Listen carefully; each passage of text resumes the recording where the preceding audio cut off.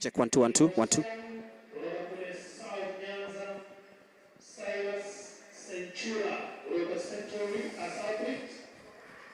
Very good morning wherever you are. Welcome to Nairobi, the city of champions, and the venue is the Nyayo National Stadium. And today we witness the birth of new champions as we host the first day of the under-20 trials happening here.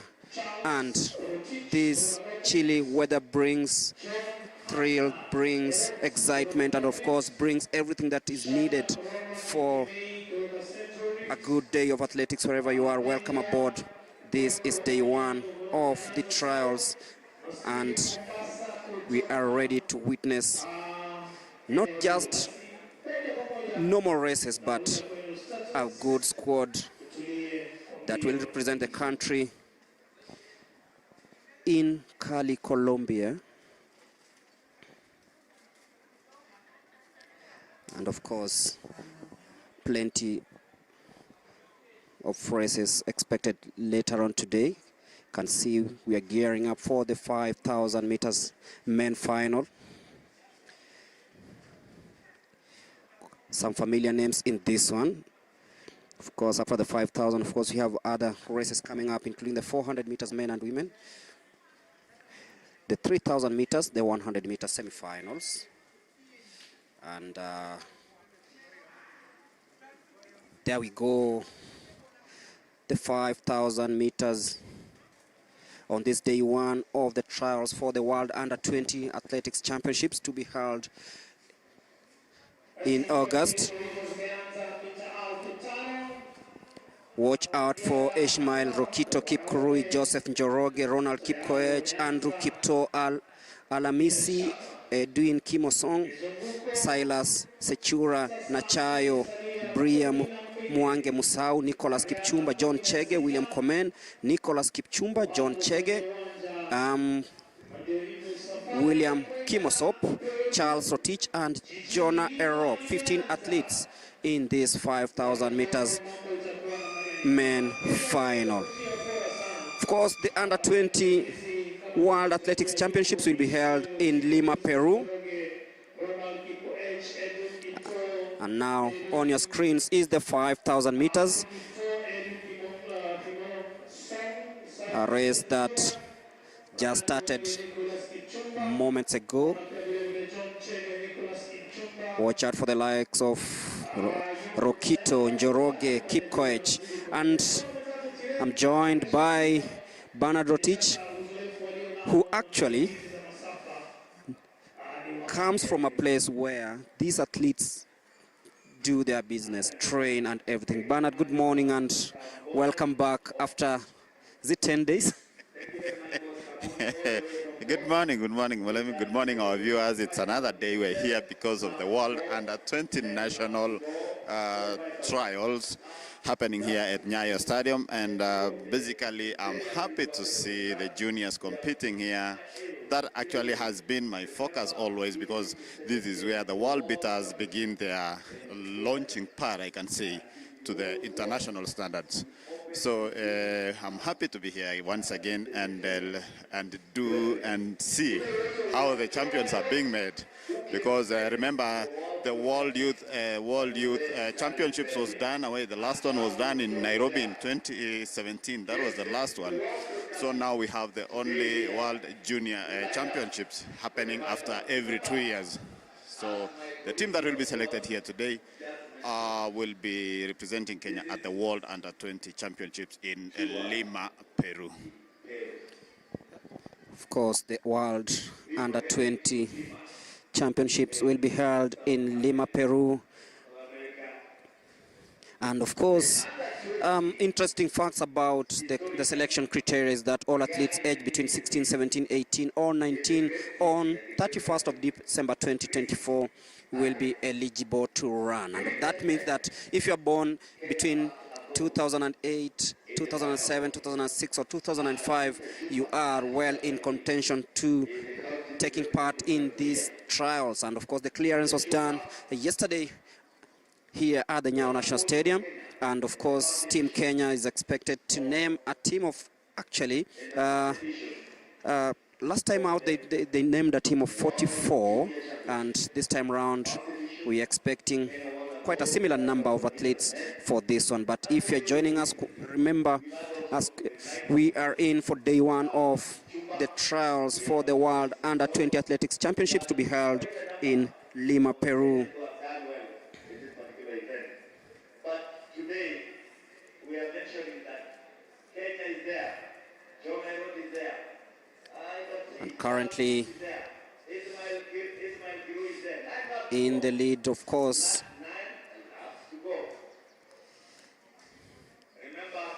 started strongly here. Of course, the other athletes breathing down his neck.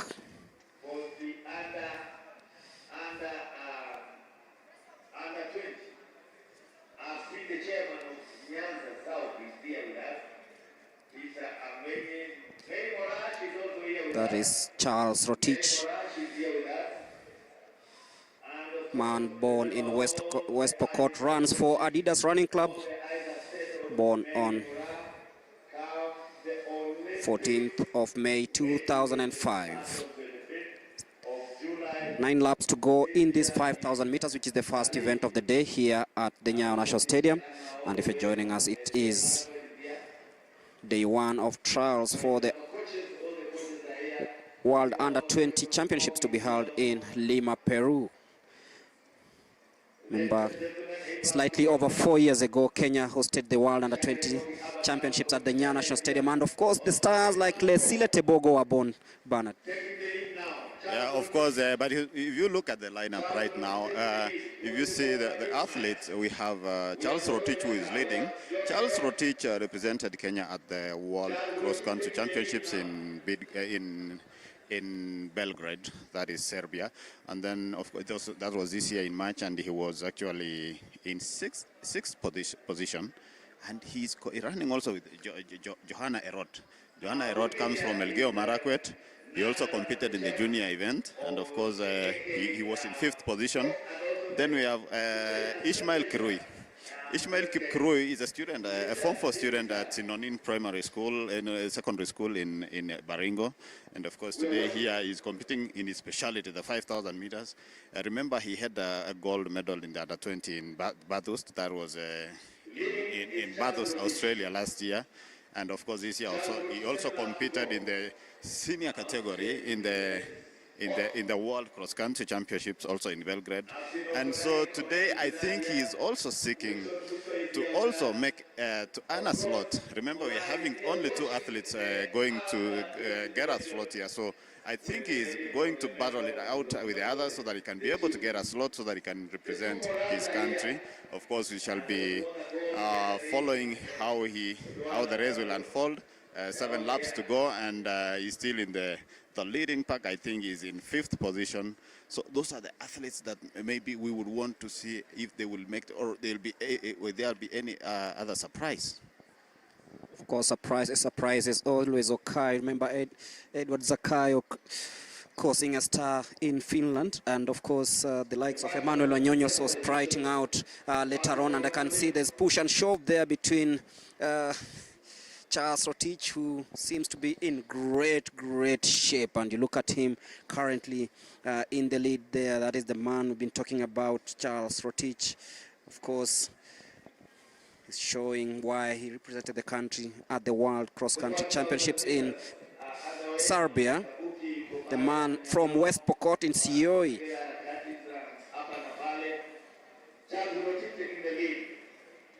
Also watch out for Brian Mwange Musau from Machakos, from Dumbe. He's fallen back a little bit now in 3rd place. And shoulder to shoulder.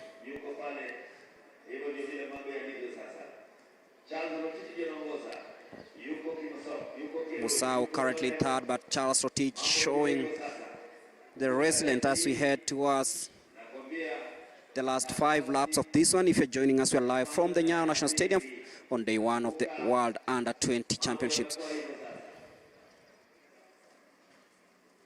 Charles Rono, Ismail Girui. 5 laps to go. And of course, Charles Rotich trains in Kapenguria, West Pokot. Actually, we have some of the good athletes who come from this region, and West Pokot is also, it's a high altitude area. And if you can combine all the way to Leland, that is at the border of West Pokot and Elgeyo Marakwet, we have very good athletes who hail from that place. Remember people like Irene Cheptai, the 2017 World Cross Country champion. We have people like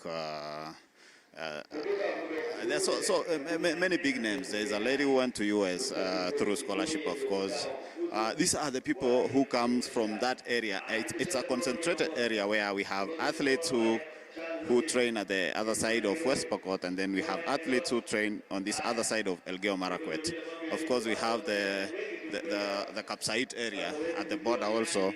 So these athletes take advantage of that. In fact, the athletes told me there's a place where the altitude is 3,300. Of course, I've not been there myself, but they say it's very cold, and they normally like going to train there because it gives them that advantage of doing well in these events. So we shall be keeping an eye. We have about 4 laps to go, and the race now is, I think we still have those leading Kimosong, Charles Rotich, Kirui, Kip Kirui, and of course Erot. Erot comes from Turkana County, but he has been training in Elgeyo Marakwet. Joanna Erot, that is. So we have very good athletes. As you can see now, the race is changing. We have about 6 athletes. There's a gap there, and then the 7th athlete is trying to chase, of course. And now are we going to get new champions here? And of course, you know, as we head to the international event, is Kenya going to win medals? Who are going to be selected here? I remember in 2018, Tampere, Finland, we had Zakayo who were competing with Waidaka, and they bagged gold and silver in that order. And of course, there was calculations in that race, and I think that is, I normally say that is what we need to do going forward, because teamwork brings medals. Because I remember that time Zakayo had to run a calculative race. He ran from behind so that Waidaka can just run, and then of course he didn't have a finishing, but that is Zakayo came and finished the race in a high speed. So that's how they managed to win gold and silver. So going forward, I think it's good to have a teamwork in a team, especially in these long distance races. Kenya finishing 4th in the last edition, of course, winning 3 gold, 3 silver, and scooping 4 bronze in a championship won by the United States of America with 7 gold, 4 silver, and 4 bronze. Jamaica, 6 gold, 7 silver, and 3 bronze. Ethiopia, of course, the highest ranked team in Africa, finished 3rd, 6 gold, 5 silver, and of course 1 bronze medal. But 2 laps to go in the 5,000 meters. Likes of Shadrach Ron Australia in the picture. Now heading into the sunset of these 5,000 meters. It's gonna come down to the wire at the moment, because 7 athletes still so much in contention for the first 2 places in this one. Charles Rotich still in the picture, currently in 2nd place. Shadrach Rono still in cruise control. Charles Rotich in 3rd. Ishmael Kirui in 2nd place. This is the man to watch. But then Shadrach Rono proving to be strong heading into the home stretch. 300 meters to go in this one. Shadrach Rono, Ismail.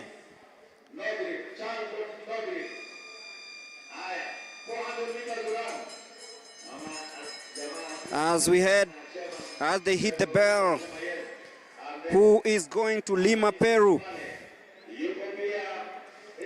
Andrew Kipto, currently in 2nd place, is just passed from behind.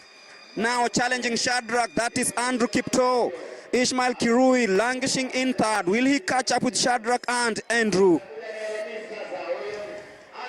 It is Andrew Kipto currently stretching away from the rest of the field. And it is Andrew checks over his shoulder to see where Ishmael Kirui is. Shadrach Rono falling to third. But now it's a battle between Ishmael Kirui and Andrew Rono. Only 2 places are for grabs. But it's Ishmael Kirui Rokito using his experience to topple Andrew Kipto, and he'll be taking this one in 13 minutes 42.72 seconds. Quite a calculated run there by Ishmael Rokito. Indeed, that was a good calculation. You remember, he didn't want to lead the race. He was running from behind, and I think this is what he was working for. And I think they've qualified comfortably, because I think they need to run, I think 14, it should be 14.0 something, the qualification time. That is 14.08, and they, of course, they've ran 13.42, which is actually a good time. They won comfortably. So I think we have a good team. Of course, signs of a good team. And you see what's happened here. Ishmael Rokito emerging winner with Andrew Kipto coming in second in this 5,000 meters. And that signals the end of the first race of the day here at the Nyayo National Stadium during day 1 of the World Under-20 Trials. And the race has been won comfortably by Ishmael Rokito, the first name on the team sheet, on the team sheet, the first name to cross the line. And of course, we'll be getting ready for the 400 meters hurdles.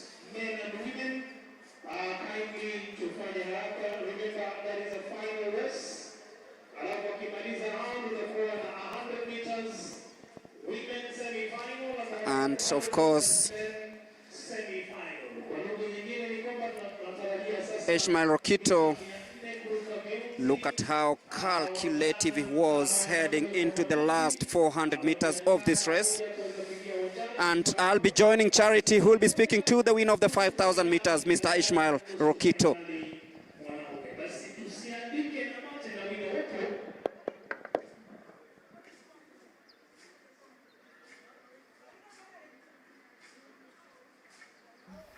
Iko na misuko yake.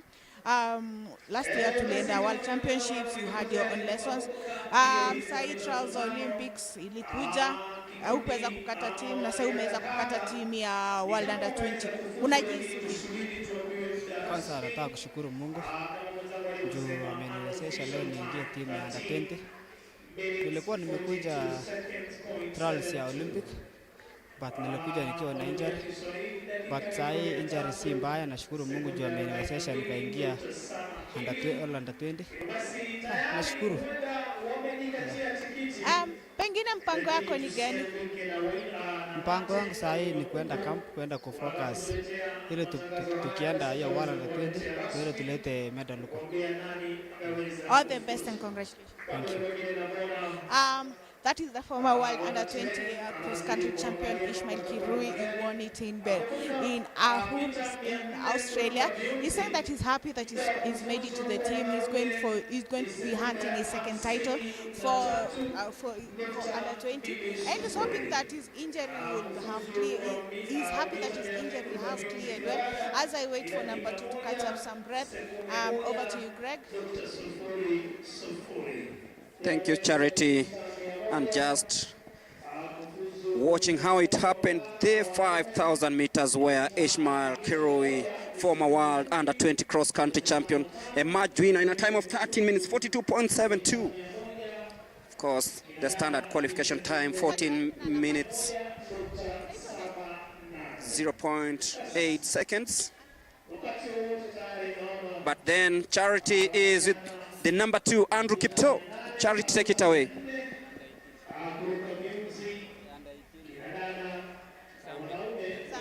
Okay.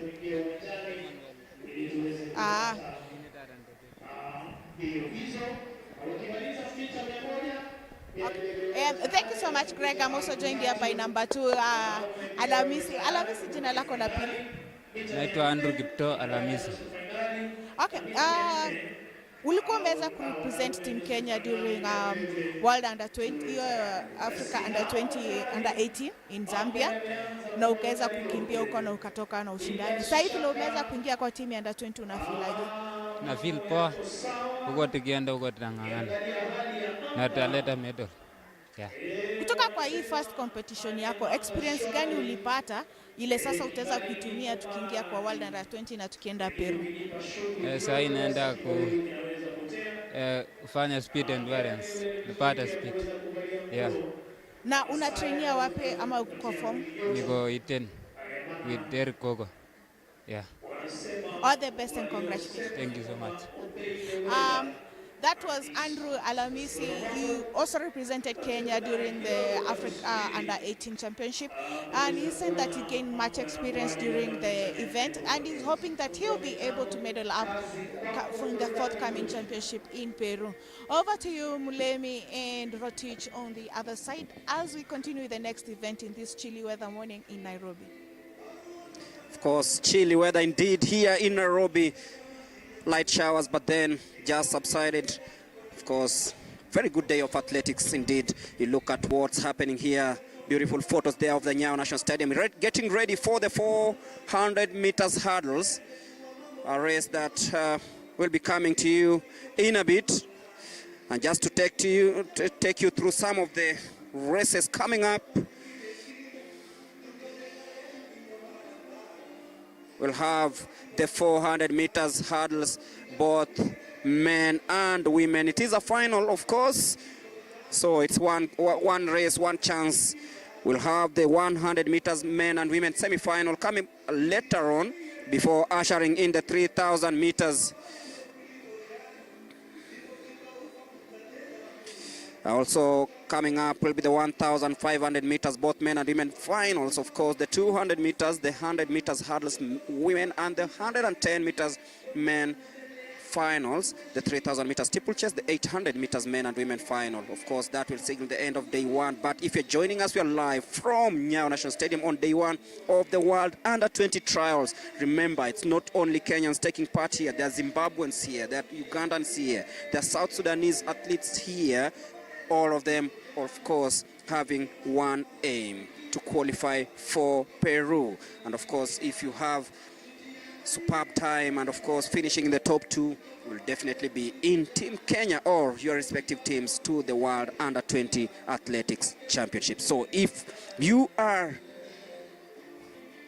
able to make your way, we are live from the Nyayo National Stadium on this chilly weather in Nairobi. So we're ready for the 400 meters hurdles. We've heard from the winner and the second place runner in the 5,000 meters, and that's the track ready for the start of the 400 meters hurdles, both men and women. And that's the start list of the 5,000 meters men final, which was won by Ishmael Rokito Kirui, former World Under 20 cross-country champion. So the track officials adjusting the blocks, ensuring that each and everything is in order before the start. Of course, I can see the barriers being erected.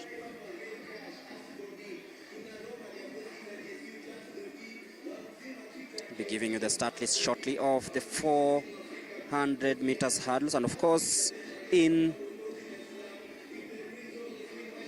waiting to see who will be running in the 400 meters hurdles women. But in the men hurdles team, there is Amos Kipkemoi, Francis Kimeunzuki, Joshua Muteti.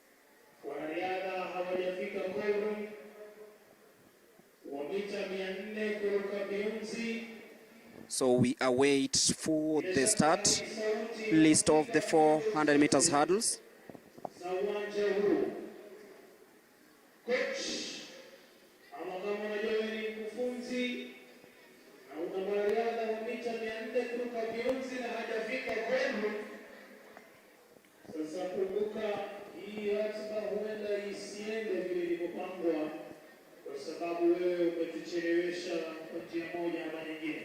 Waiting for the athletes to come out of the call room for the start of the 400 meters hurdles.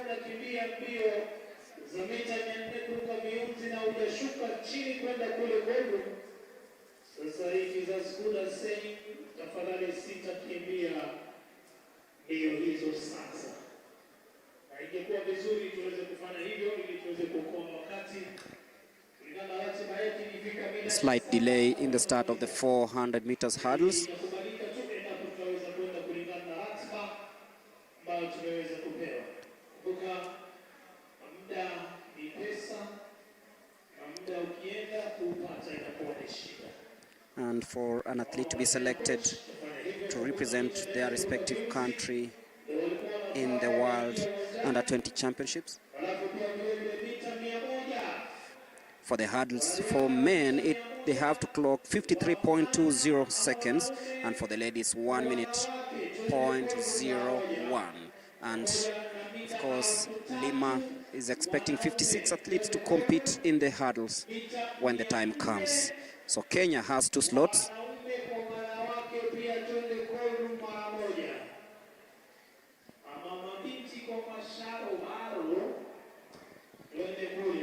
And just to make you understand, some of the rules have been laid, and I'm just checking at one rule here where they say that apart from other races, there are no entry standards for the relays. So that means maybe the relays teams will be selected automatically.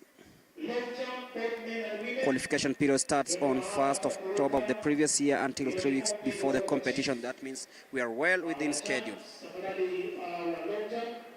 Long jump men and women twende katika mahala pa kuruka.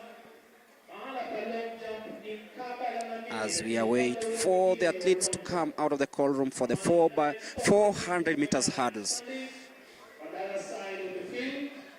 Will you kindly save us time and go there and make sure we are present as required. Kumbuka In the last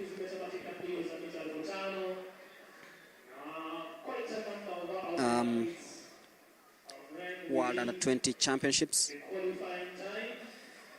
Peter Kithome and Aloysius Kipngetich represented Kenya in the 400 meters hurdles, and that is the men category. And in the women,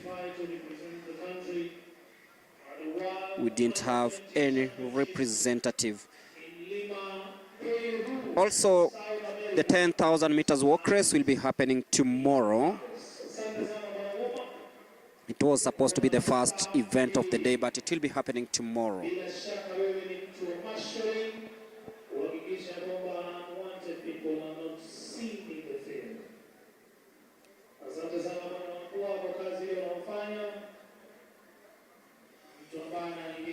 So, seems that we'll be waiting for the start of the 400 meters hurdles.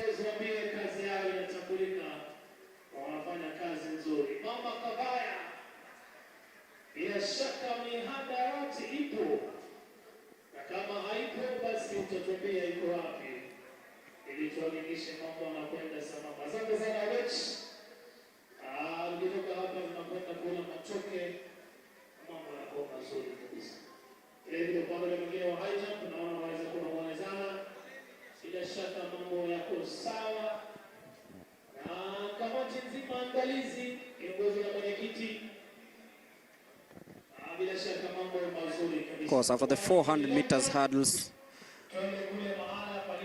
we'll have the 100 meters semi-final.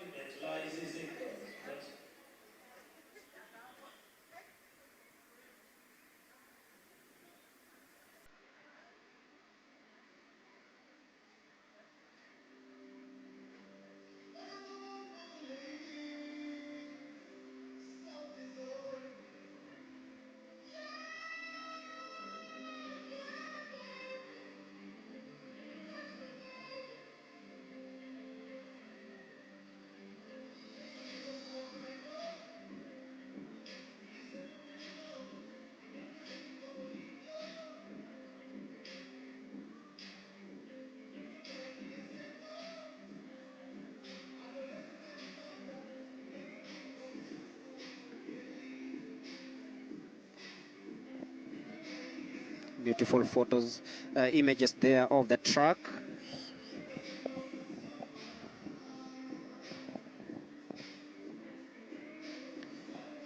So you wait for the start of the 400 meters hurdles. The men and women, of course.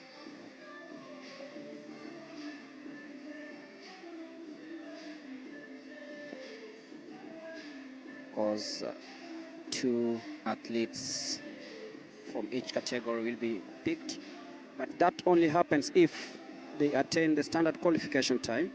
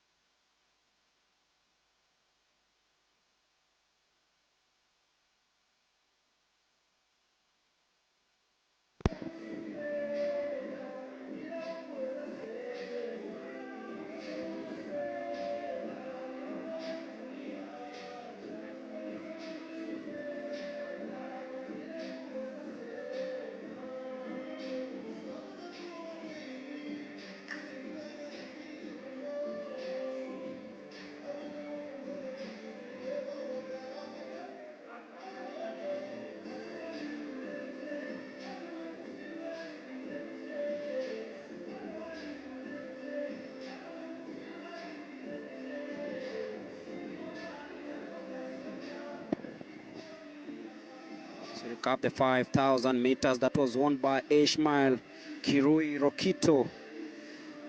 Very strong run there by Shadrach Rono heading into the last 200 meters, but then watch out for Andrew Kipto out of nowhere, just came from the outside. But then look at how Mr. Ishmael timed his run, didn't want to commit early in this one. And it was all about Rono and Andrew. Ishmael still in third. Charles Rotich falling further into fourth place. But then when Andrew decided, let me take this one, Ishmael also had answers to the questions that Andrew had posed as they headed towards the bend on the home stretch. It was Andrew still in the lead. He just checked over his shoulder to see where the likes of Shadrach and Ishmael were, and Ishmael took the advantage. He knew that this was an easy prey. Waited for the perfect time on the 100 meters and struck. Andrew seemed to have tensed a little bit, but then just checking over his shoulder, he knew that he was well placed to finishing second in this one. But then it was Ishmael Rokito, former world under-20 cross-country champion, winning this one in a very smart and easy way. Andrew Kipto finishing in second.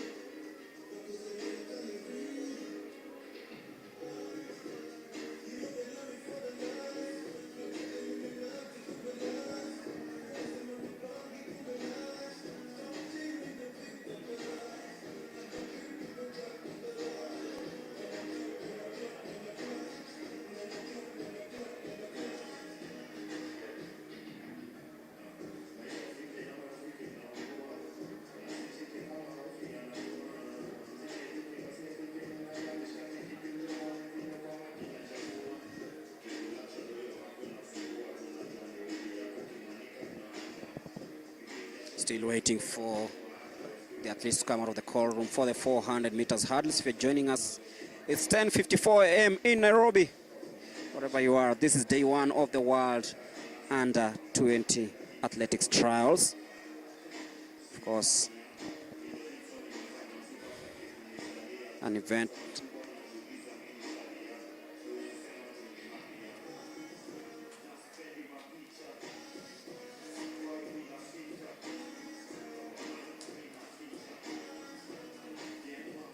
will go on till Friday.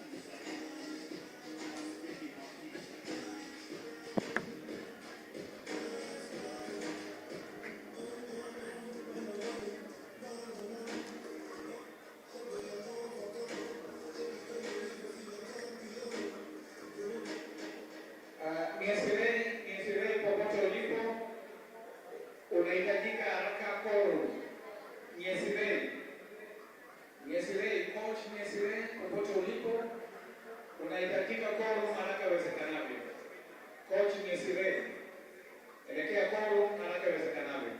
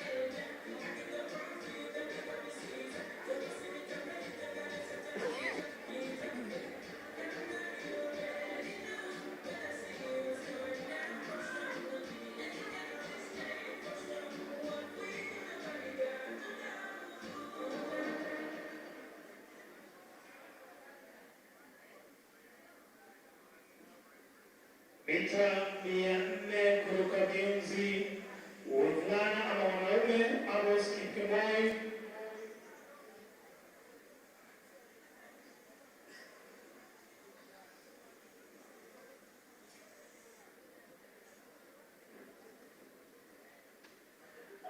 Basi wanariadha wa mita 400 wawili peke yake kuruka viunzi, Amos Kipkemoi na Joshua Muteti.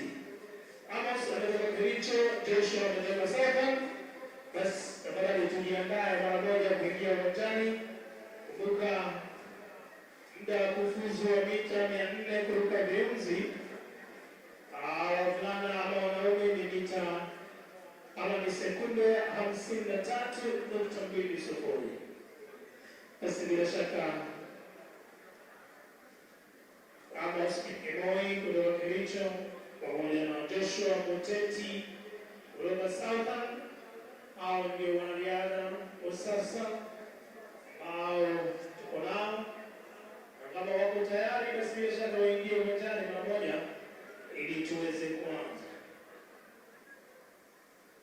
Asante sana bwana Wambua, kufanya kazi nzuri sana, vile bila kumsahau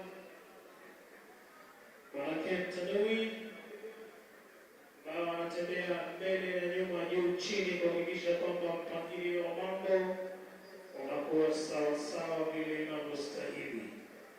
Toka pande nyingine bwana Odesmas Mugambi toka Karakandini ananiambia hata sisi tuko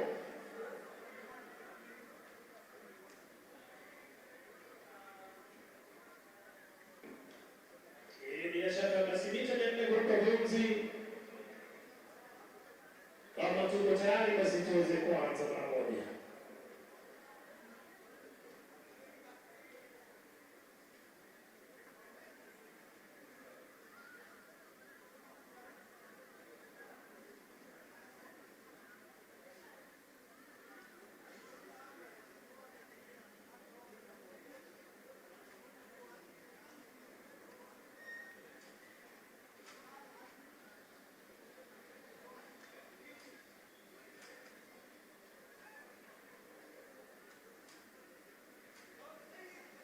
Asante sana. Basi nalo tangazo maalum, mita 400 kuruka viunzi kinadada hatuna. Hiyo ni ishara ya kwamba hatutakuwa na mbio za mita 400 kuruka viunzi kinadada. Mita 400 kuruka viunzi wanaume walikuwa watatu: Amos Kipkemboi kutoka Kericho, Francis Kimeu Njuki kutoka Nyanza South na Joshua Muteti kutoka Machakos. Francis Kimeu Njuki amepewa technical knockout ama disqualification kwa sababu ya documentation na issues to deal with age. So I want us to make that one very clear that Francis Kimeu Njuki has been disqualified from the 400 meters hurdles because of documentation and age issues.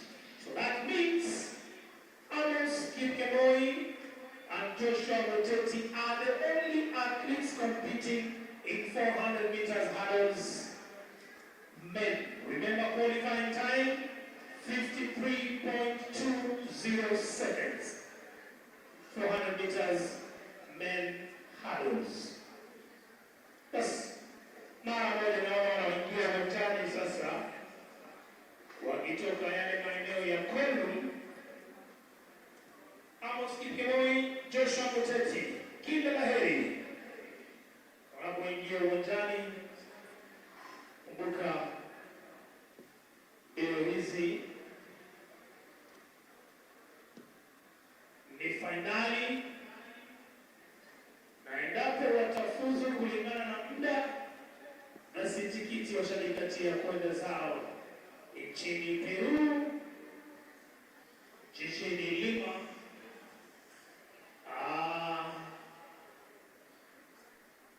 kaskazini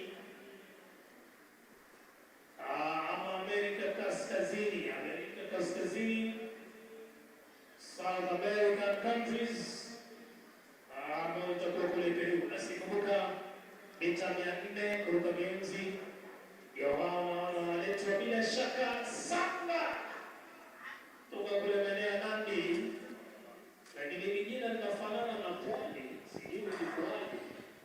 Being informed that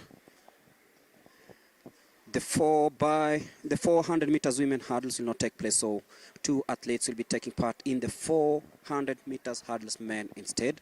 That is Amos Kipkemboi and Francis Kimeu Njuki. Actually, Joshua Muteti of Southern. Only 2 athletes to participate in the 400 meters hurdles. And it begins in a bit. So the lineup was Amos Kipkemboi, Francis Kimeu Njuki, and of course Joshua Muteti.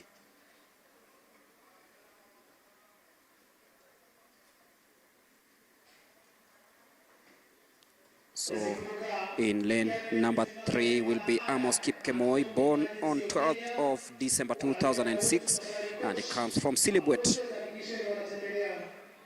Kericho County. And in lane number 5 will be Joshua Muteti of Southern, who comes from Machakos.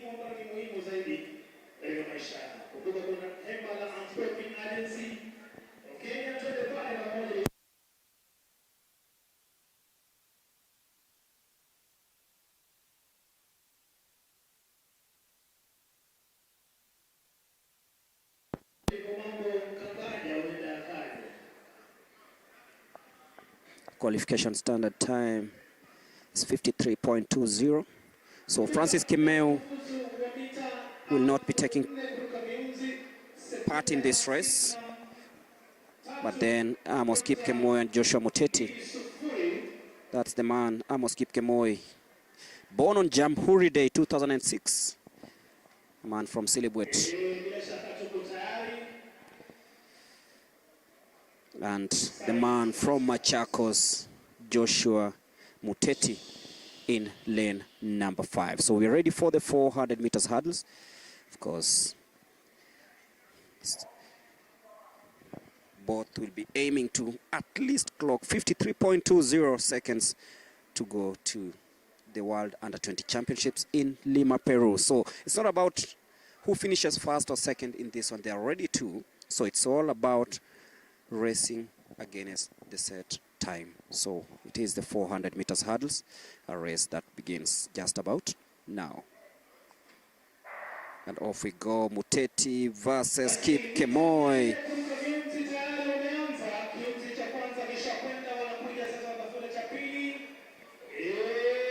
And of course, watch out for Amos Kipkemoi now in the lead.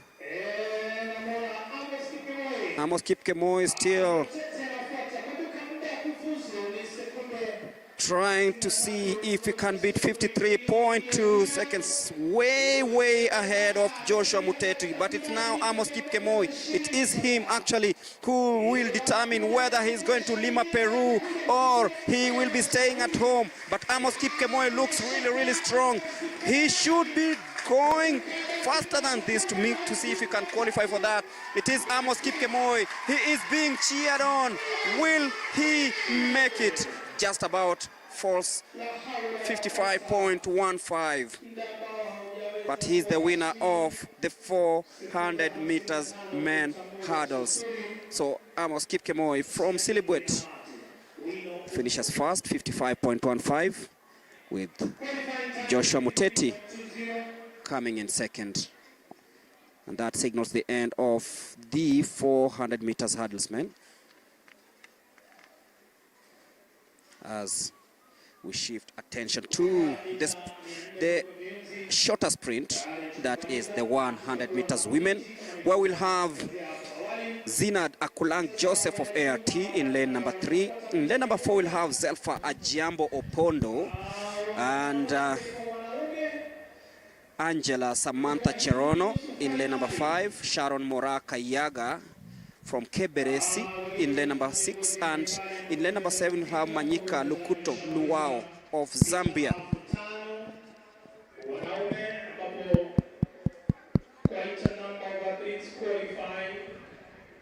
Of course, we'll be waiting to hear what the man from Silibwet has to say, and Bernard Rotich is on the track side to speak to Amos Kipkemoi, winner of the 400 meters hurdles. Bernard.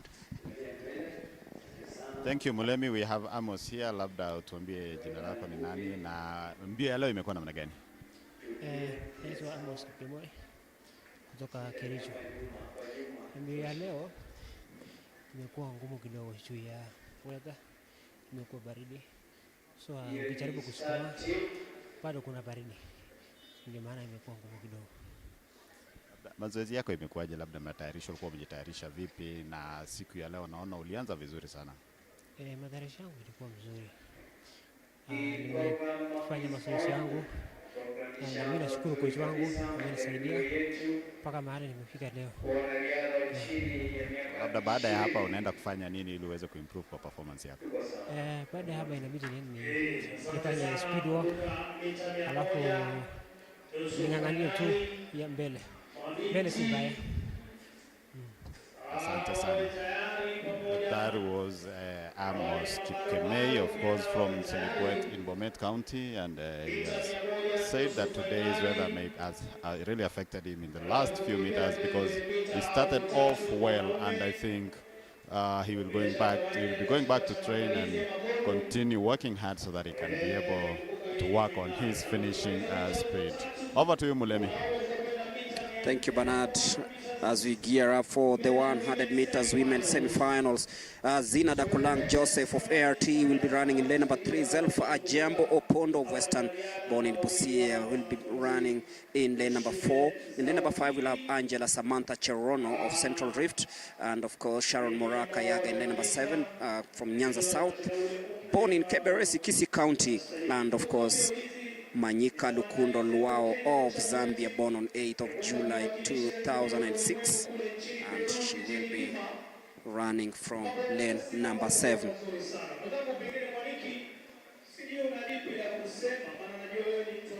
In the men's semi-final, of course, we'll have Fadhili Karanja, Christian Baraka Butiko, Clark Ouma, Gregory Mokunya, Mandipa Ishe Mvura of Zimbabwe, Ben Ryan Royman, Dennis Mwai, Daniel Wekesa Wasike, Gregory Munyao, and Keith Raymond. Na tunatarajia kwamba tutaweza kupata kikosi thabiti ambayo itatuwakilisha katika michezo ya ulimwengu kule Peru. Kwa hivyo tunasubiri kuona shindano hili la mita 100 ikiwa wakati huu ni kiwango cha semi-finali. Upepo unavuma sawa. Naambia bwana Wambua pia tuangalie upepo unaenda namna gani. Meters per second.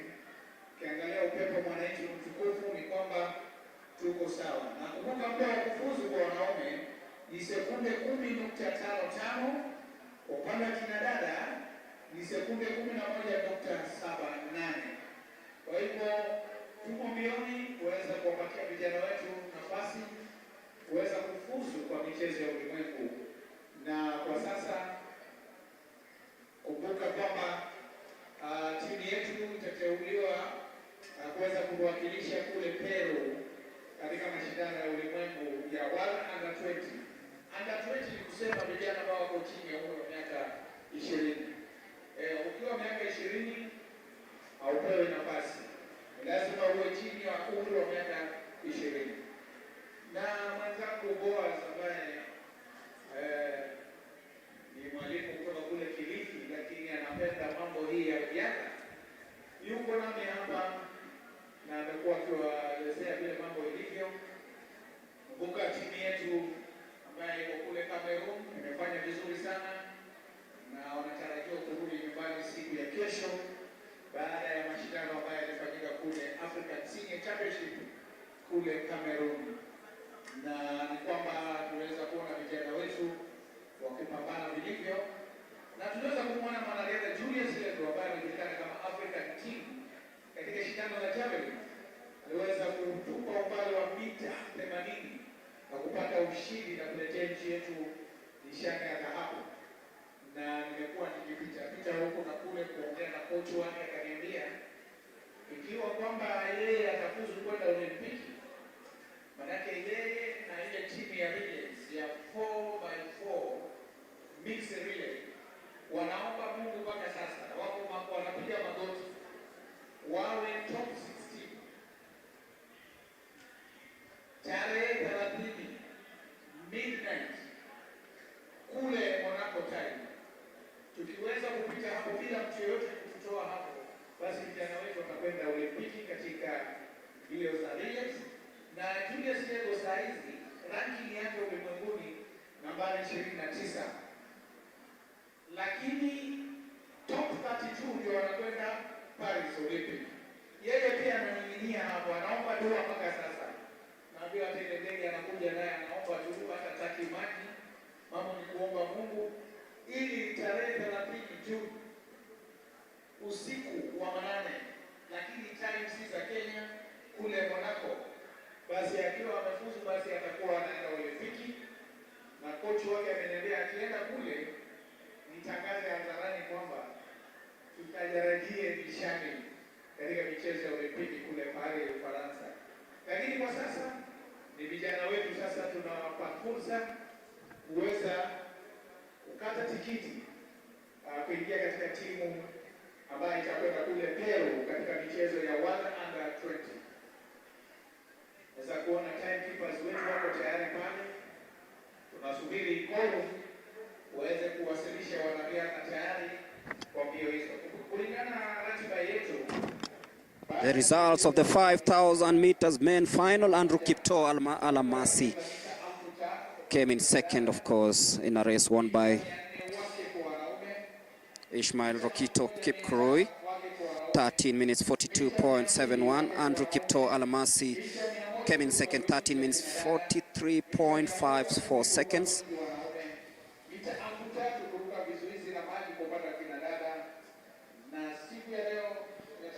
In third place was, of course,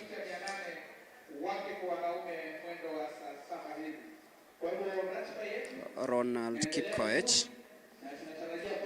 So, as it stands, it will be Ishmael Rokito Kipkurui, 13 minutes 42.71, and Andrew Kipto Alamasi, 13 minutes 43.54 seconds, representing Kenya at the World Under-20 Championships. So on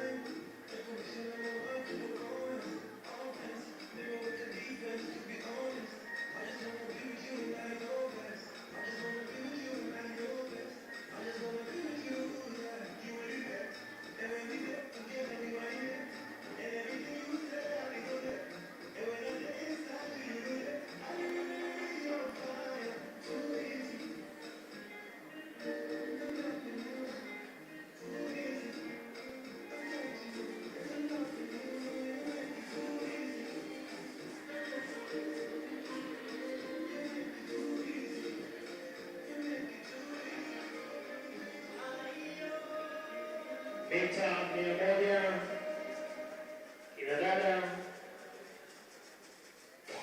bila shaka kikundi cha kwanza cha nusu fainali wanaingia uwanjani.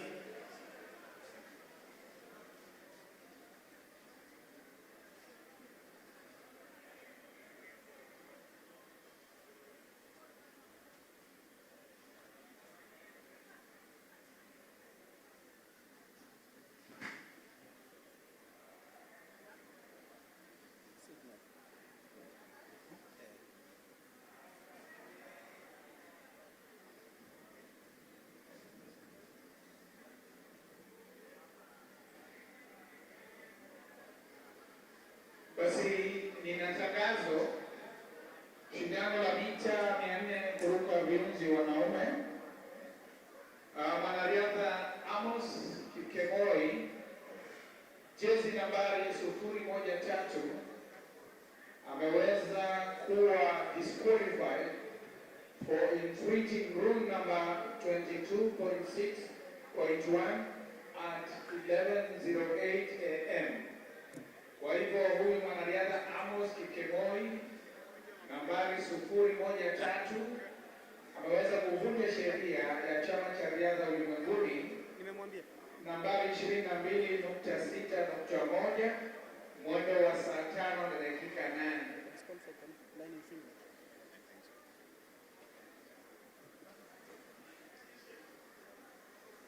Kwa hivyo ako na dakika 30 ili kuweza kuandika apili yake, na mimi nimetangaza yangu ni kuandika chini ile saa nimetangaza, na sasa yeye kama anataka kuapili, he has his chance, he has 30 minutes.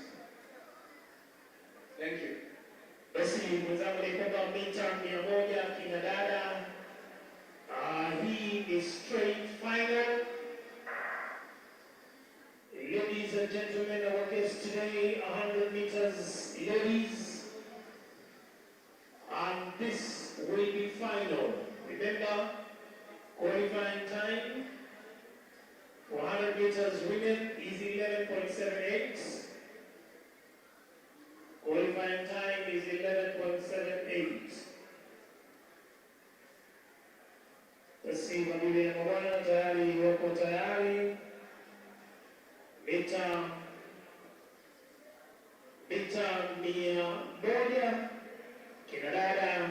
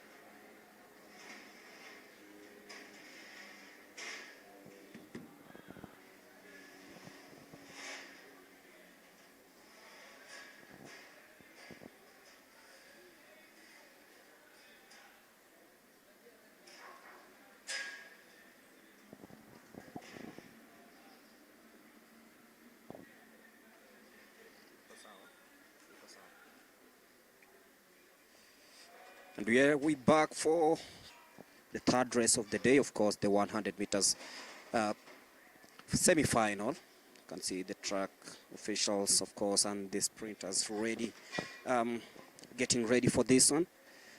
And if you're joining us, these are the trials for the World Under-20 Athletics Championships to be held in Lima, Peru.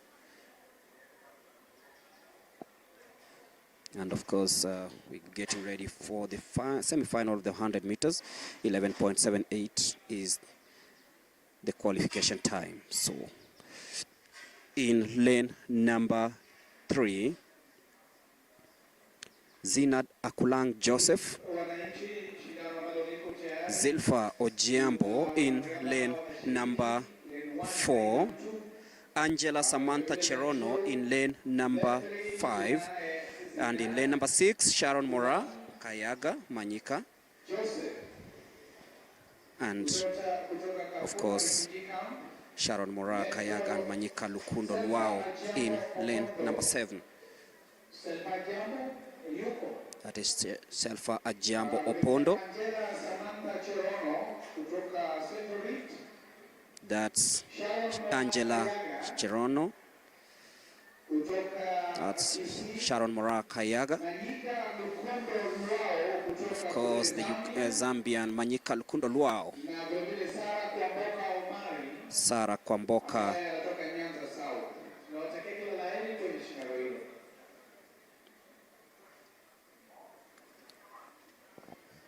So we're ready for the 100 meters semi-finals. Zidana Kulang, Selfa Jambo, Angela Samantha, Sharon Mora, Manyika Luao, and Sarah Kwamboka.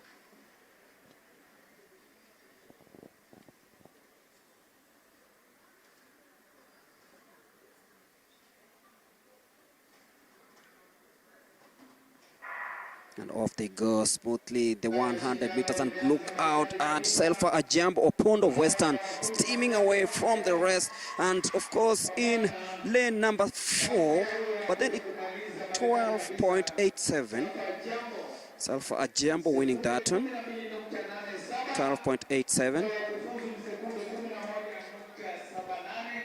Didn't make it because she seems to be limping, seems to have tripped herself just before finishing the 100 meters. Sharon Mora Kayaga of South Rift coming into second place. And just looking at the sprints, Bernard, I know you have a few comments about these athletes. Maybe you need to, let's say, tell the viewer exactly what to expect, the altitude, the slower times in the sprints, and of course what to expect. Well, thank you, Molemi. I think maybe we need also an expert to tell us about, you see, the weather today is gloomy. I don't know if it's an advantage to the athletes or a disadvantage. But talking about sprints, of course, if you see how they started off very well. And then talking about Ajiambo, I think she comes from Busia. She comes from Busia. And coming from Busia, that's a low altitude area, which is good for her. And if you see how she runs, just some few fine-tuning, and she'll be very good to go, because she narrowly missed the qualification mark of 11:78, having run I think 12 something. So you see how she's going. She's way ahead of the others, and I think the last 20 meters was a struggle for her going to the finish line. So I think she needs some a little bit fine-tuning, and she'll be able to do very well. Exactly. Even look at how she was running. She's still very raw, to be honest. But then that does not mean that she's not having, she'll not have better days ahead. The winner of the 100 meters women semi-final, that is Selfa Ajiambo Opondo from Busia, 12.87. Didn't really actually make it because she just fizzled out heading towards the last 20 meters of this race. And for the men, we'll be waiting to see who comes out. Fadili Karanja, Christina Baraka. But then Faith Selfa will be talking to Charity, who's right down the track. Thank you so much, Greg. And I'm joined here by Selfa Athiambo. She was third during the Africa Under-18 Championship. Selfa, now that umekosa kuqualify for the Under-20, hiyo inakufanya unafeel aje? Vizuri. Unafeel vizuri? Bado time ijafika. Nimefurahi sana leo nimekuwa number 1. Sijai kuwa number 1 na kuanga number 2, number 3. Lakini leo nimefurahi. Nimeshinda. Aha. Selfie, umeweza kukua ukiweza kukimbia, umerepresent team Kenya tena. Ungeweza kumake team hii ingemaanisha nini kwako? Ninafurahi sana. Sababu hata kuwakilisha Kenya. Hata kuinua familia yetu. Hata nchi yote. Uko class, uko form? Form 1. Umeweza, nini ilikuvutia kwa mbio na unaweza je kubalance mbio na masomo?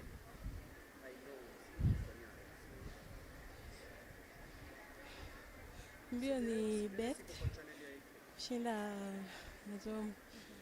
Masomo najaribu. Mbio pia najaribu. All the best and thank you. Thank you. That was Selfie Athiambo. Unfortunately, she has not made it for Team Kenya, but she's hoping that she'll be able to work on her performance and also be able to represent Kenya at a given time. We're moving on to the next race. The next race, we're sorry here. It's a bit chilly in Nairobi. We're a bit warm and chilly as we expect the senior team from the Africa Championship to land anytime. We are happy with the results. We'll be giving them Greg and Rotich will be giving you about their performance in Cameroon. Over to you, Rotich and Greg. Thank you, Charity. That was Charity talking to Selfa Ajiambo. And basically we are here at Nyayo Stadium following up on the 2-day event of the World Under-20 National Trials. Of course, the next event is 100 meters where we have, this is a final 100 meters in the men's category that we have Fadhili Karanja from Nairobi, Christian Baraka Butiko from Nairobi, Clark Ouma from Nairobi, Gregory Mukunya from Nairobi. We have Mindipa Ishe Mwamvura from Zimbabwe, and then Ben Ryan Parakuoni Roymen from Rongai Kajiado, Dennis Mwai Wangoi from Nyeri, Daniel Wekesawasike from Nyanza, as that is Nyamira, Gregory Munyao from Machakos, and then we have Kate Raymond from Kisii. Of course, the qualification mark here for the under-20 boys, under-20 men qualification is 10 seconds and 55. So we shall see. We are going to wait and see if these boys, these men, the under-20 men, will be able to run the 10:55 and qualify for the global event. It's a cold weather in Nairobi, and we are expecting to see who will make the team. Of course, we've seen 2 athletes from 5,000 meters. That is Ishmael Kipkurui and Anthony. That was Anthony Kibet. The 2 qualified, of course, after running good time. Of course, the qualification time is 14:08:00, and basically they will be competing in the under-20 category when they head to Lima, Peru. And of course, these athletes, most of the athletes here are students, and after here they are going back to school, of course, and then the federation will give out a date on when to join the camp. So we are waiting to see how things will unfold here and see what will happen in today's event. The 100 meters men, of course, semi-final. 10.55, the standard set time. Remember, 9.91 is the time set by the outgoing world junior champion of the 100 meters, Lesile Tebogo, who of course has graduated to the seniors, but did a wonderful job in Kali. Fadhili Karanja, Christian Baraka Butiko, Clark Ouma, Gregory Mukunya, Mandipa Mumvura, Ben Ryan Parukoni Roymen, Dennis Mwai Wangui,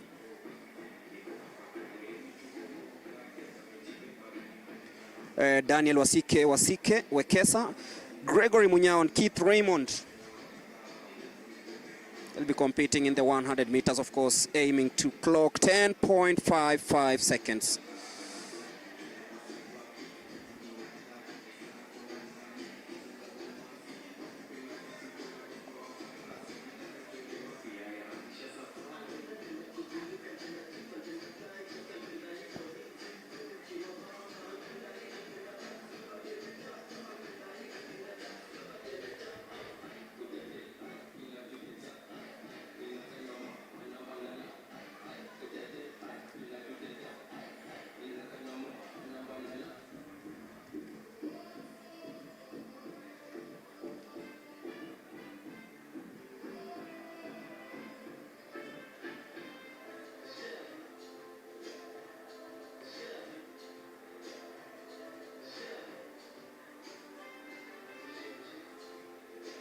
Those are the athletes getting ready for the semi-final of the 100 meters.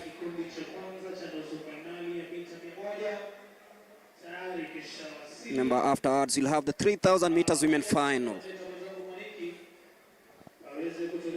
You can see Gregory Munyao of Machakos.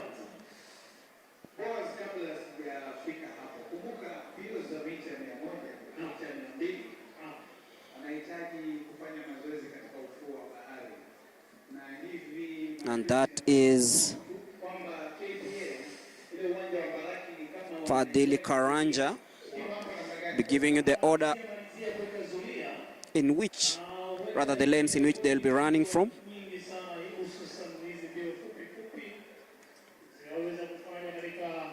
That is Karanja Fadhili, born on 2nd of October 2005.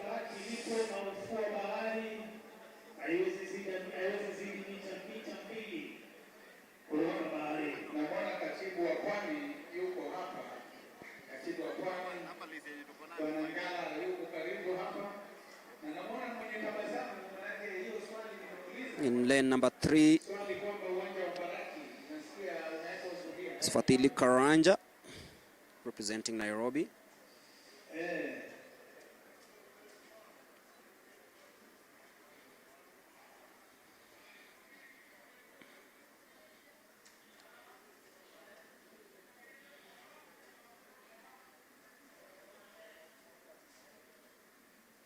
Looks calm and collected ahead of this race. 10.55. You can see in lane number 7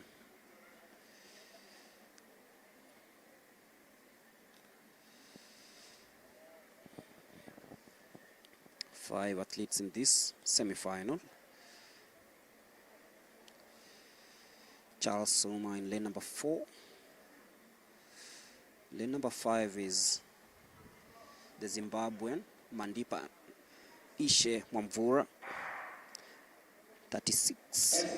Dennis Mwao, lane number 6. And Gregory Munyao in lane number 7. That's Fadhili Karanja in lane number 3. Fadhili Karanja, lane 3. Raise your hand. Fadhili Karanja. Lane 4. Lane number 4, Clark Ouma of Nairobi. Lane 5.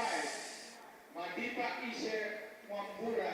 That is Mandipa Ishe Mwamvura of Zimbabwe. Dennis Mwai Wangui in lane number 6, and in lane number 7, Gregory Munyao of Southern. We wish you all the best in the first semi-final 100 meters. 10.55 is the time to beat.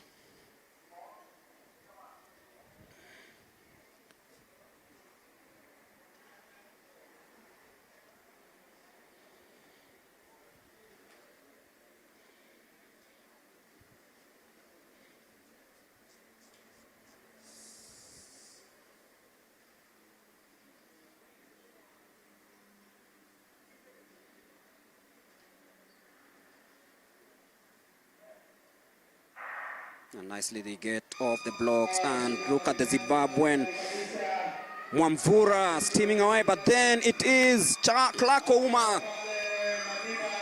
11.24. Clark just finishes ahead of Dennis Mwai Wangui of Central.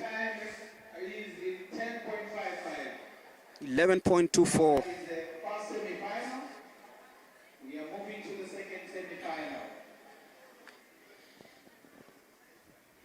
Clark Ouma of Nairobi winning the first one, 11.24.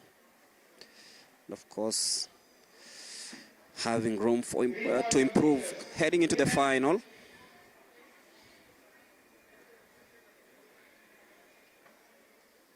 And that's how it went. Very nice off the blocks. Clark Ouma looked way confident heading into the 50, but then Mr. Wangui from the outside in lane number 6, ensuring that he stayed within touching this, and he did just about edged out Clark Ouma. So the winner, Dennis Mwai Wangui, did a jig like that of Ferdinand Omanyala and eventually winning this one. The man from Central, born on 24th of September 2005, winning the first semi-final of the 100 meters. Of course, we are looking forward to see what happens in the second semi-final. Of course, that happens just in a bit.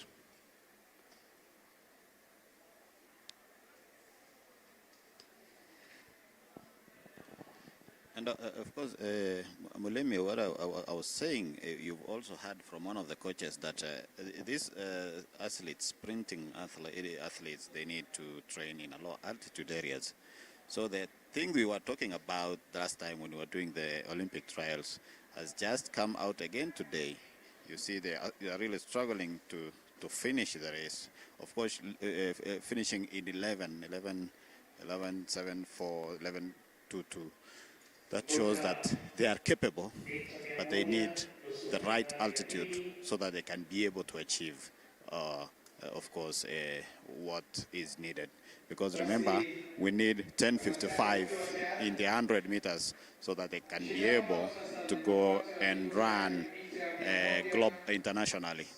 So we still have some work to do, but not a lot. There's still room for improvement, of course. And that is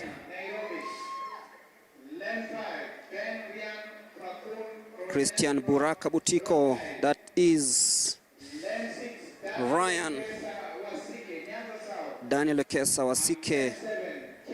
Lane number 6, Kate Raymond.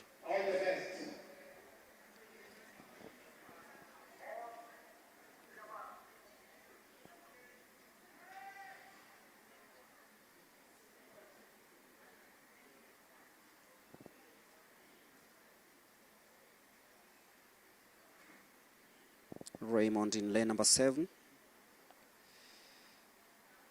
Lane number 4 is Gregory Munyuka. The second semi-final of the 100 meters. And off the blocks, and watch out for this young man in lane number 4, Gregory Munyuka. But then Wasike steams away, 11.21. He started off slowly, but then he knew that he had what it takes to sprint away from the rest. Mr. Daniel Wasike, born on 10th of December 2007 and studies at the Ryoga Secondary Training Camp. Look at the concentration this young man had. It's a young man who has shown that he has the potential, but watch out of how well he gets off the blocks. The technique was perfectly executed, and Wasike eventually making it to the final, 11.21. Of course, just a few microseconds off the 10.55. and I'm sure his coaches will be telling him that, look here, you have what it takes to make it to Team Kenya for the World Under-20 Championships. So coming up is the 3,000 meters final. And of course, this is where Kenya has been doing well, and of course, but we are in danger because other countries are now doing better than us. But of course, this is a junior event. This is a junior team. We don't know who will come, who will fill Faith Cherotich's shoes, because Faith is now she has joined the Olympics team. She'll be competing at the Olympics, and that means we need a new talent here who will be able to defend Kenya's title in Lima, Peru. And we have Aileen Chepkoech. We have Aileen Chepkoech. Chepkoech from Kericho, Brenda Chepchirchir from Iten. We have Marion Chemngetich from, that is from also Iten. Winnie Bin Orwoba from Nyamira. Sharon Chepkemoy from Londiani. Nyandarua we have Miriam Wangoi Wamboi, and then Kericho we have Miriam Chemtai Kibet. Joylin Chepkemoy from Nandi, Claire Cheruta from Kericho, Masi Chepkemoy from Nakuru, Sharon Chepkirui Sanga from Kericho, and then Vasiti Chepchirchir Kipchumba from Elgeyo Marakwet. Of course, I think she trains in Iten.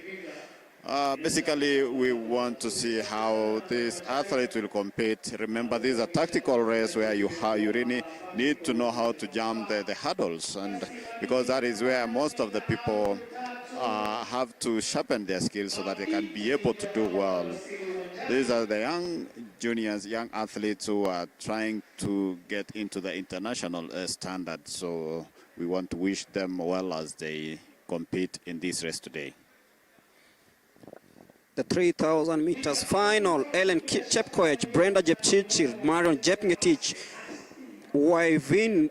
Winevine, Bina Orwoba, Sharon Chepkemboi, Miriam Wangui, Miriam Chemutai Kibet, Joylin Chepkemoy, Claire Cheruto, and Mercy Chepkemoy. Of course, Bernarda said that we face a serious threat from other countries like our neighbors Ethiopia in this race. And before we head to the track, Charity is with Mr. Wambua, who heads the Kenya Secondary School Sports Association. And of course, I remember in the ISF, he did a very good job. Over to you, Charity. Mulemi, and thank you so much, Mulemi and Rotich. I'm joined here by Mr. Eliud Wambua. He's the Deputy Director in for the quality assurance. Yeah? Okay. Mr. Wambua, you've been in the forefront about the verification of the students' birth certificates, because there is a certain age limit. If you could explain to the viewers, Nyumbani, what is the criteria for an athlete to qualify to compete as an under 18? Yeah, our criteria for selection is based on age, and this is under 20. So we are selecting athletes born 2005, so that we don't have underage, and we are very clear on that. And as a vetting committee for the Youth Athletics Kenya Youth Development, we have done vetting the whole of yesterday and some bit of it today, and we have only allowed the athletes who are within the age group, age bracket, that to be able to compete.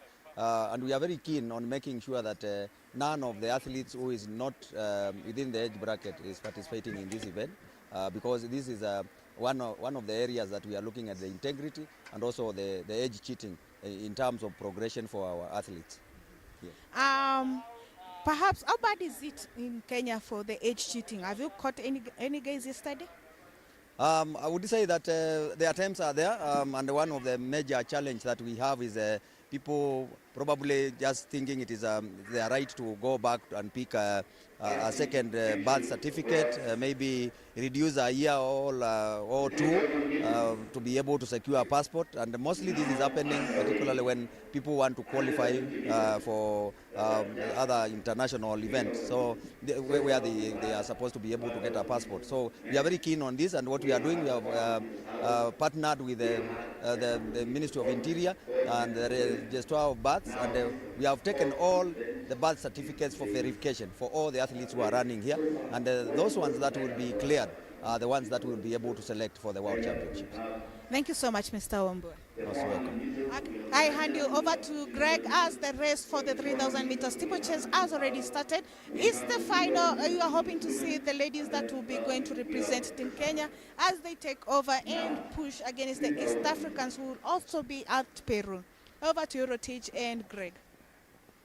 I think it is the 3,000 meters women final. Ellen Chepkoech, Brenda Jepchirchir, of course, Winnie Vine, Bina Ruoba, Marion Jepngetich.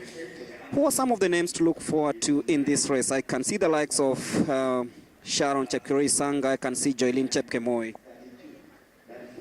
Of course, we have good athletes here. And somebody like, look at Mercy Chepkemoi from Tiloa Camp. And then we have Marion Jepngetich from Iten. She stays at a camp called the Kechei camp in Iten. And those are some of the athletes that we need to watch out on. And even if you see how Marion is her running style, but of course we don't know who will of course emerge the winner. But here basically they want to get a slot and represent Kenya in this event. Varsity Jepchirchir taking the early strides here with 6 laps to go in this 3,000 meters. Of course, we're waiting to see who makes the first move. Just a few minutes to midday here at the Nyayo National Stadium as we bring you day 1 of the World Under-20 Trials. That is Varsity.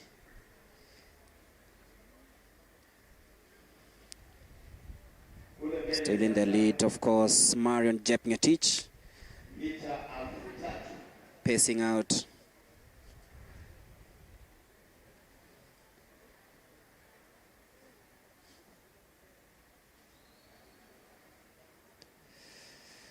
That is Mercy Chepkemoi. Look at the technique. Sharon Chepkemoi also in the picture. 9 minutes 32.00 seconds is the time to beat with 5 laps to go. Yes, some of these athletes, they've represented Kenya, of course, in various events. The Africa Championships, we have the World Under-20 Cross-Country Championships, the World Cross-Country Championships in the junior category, that is the World, that is the Under-20.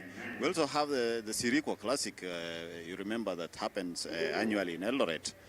So these athletes, they are experienced. We have experienced athletes here whom actually know what they are doing right here when it comes to running in track. And as I was talking to most of the athletes, they say cross-country is a good thing for them because it acts as an endurance part of training ahead of the track event. So when they come here after competing in cross-country, they'll be able to run well now. When they go back, it's a matter of doing the speed work, and they'll be good to go.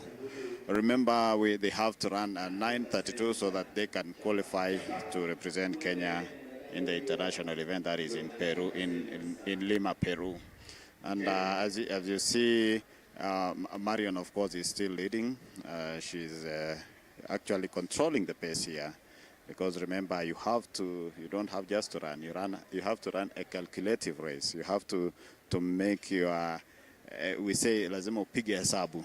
So this is what she is doing, and let's see how, with the 4 laps to go, of course, let's see how this race will unfold today. Marion Jepngetich is still leading the Lions together with Brenda Jepchirchir. Of course, as Bernard says, you have to calculate your moves. Reminds me of the 5,000 meters men final where Ishmael Rokito timed his run well to emerge winner, and of course book a ticket to the Lima, Peru World Under-20 Championships. But it's all about Brenda Jepchirchir from Iten and Marion Jepngetich. It's a 1-2, but still very close. It's a cluttered field. You can't really tell who is going to make the first move. 3 laps to go in the 5,000 meters. 8 athletes, actually 7 athletes now, heading into the last 2 laps of this race.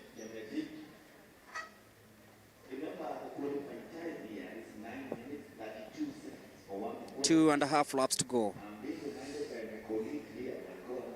Marion Jepngetich, Central Rift, from the Kichei camp, still in the lead.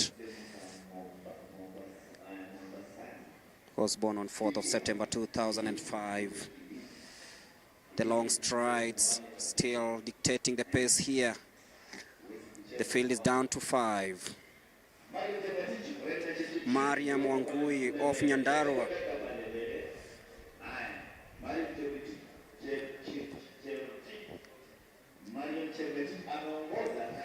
But it is Marion Jepngetich and Brenda Jepchirchir.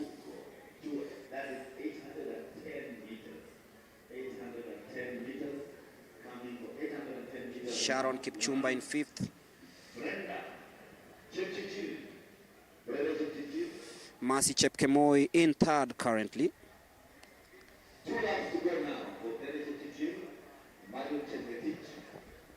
Of course, with 2 laps to go, you know, Mercy Chepkemoi comes from deep, is it Nakuru County? That is Tiloa Camp in Nakuru County, which has also produced some of the best athletes like Purity Chepkurui, who was the former 1500 meters under 20 champion. Of course, I think she was also in the African team that competed in Douala, Cameroon. These are the athletes who have been nurtured there. So, of course, you see she's hanging on in 3rd place and she doesn't want to be dropped. And I don't know if she's doing her calculations, but you see she's now moved to the front ahead of Marion going to the water jump. Marion also has reacted. We have we have now the 2 athletes. This is 3,000 meters final, and they need to run a 9:32. They're going into the last lap now. If you look at time, I think they'll be able to qualify for this race. We have the 2 athletes now in front. That is Marion and Mercy Chepkemoi. Mercy from, of course, Mercy has sprinted. She has reacted. She's in front now, and Marion is following up closely with 300 meters to go. Mercy is still opening the gap. Remember, she trained and comes into Loa. That is in Nakuru County. As they head to the last 200 of this one, as they said, calculate your moves and you'll get it. Mercy Chepkemoi, born on 19th of October 2005 from the Tiloa camp, stretching the lead way ahead of Marion Jepngetich. Jepngetich has been leading a chunk of this race, but now it is Mercy Chepkemoi. Most of the race she was in 3rd, but now she comes home as the winner. We'll be just looking at the time because it's 9 minutes 32.00 seconds, but she's gonna beat that because she is going to win this one in 9 minutes 10.96 seconds with, of course, Marion Jepngetich finishing in 9 minutes 16 seconds, and that signals the end of the 3,000 meters won by Mercy Chepkemoi of South Rift, of course coming from the Tiloa camp in a time of 9 minutes 10.96 seconds, just ahead of Marion Jepngetich, who came in 2nd in a time of 9 minutes 16 seconds.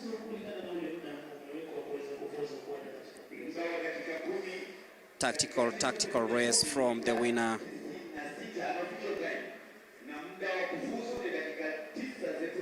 Mercy Chepkemoi with Marion Jepngetich coming in 2nd.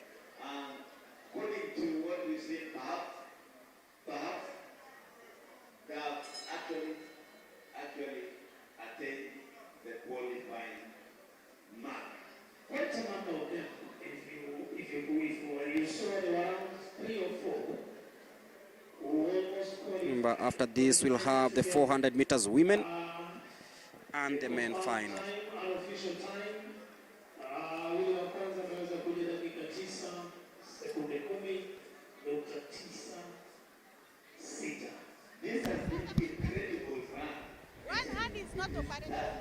And of course, we'll be waiting to hear what Marion and Mercy have to say. So, Charity, you can't pick it from here.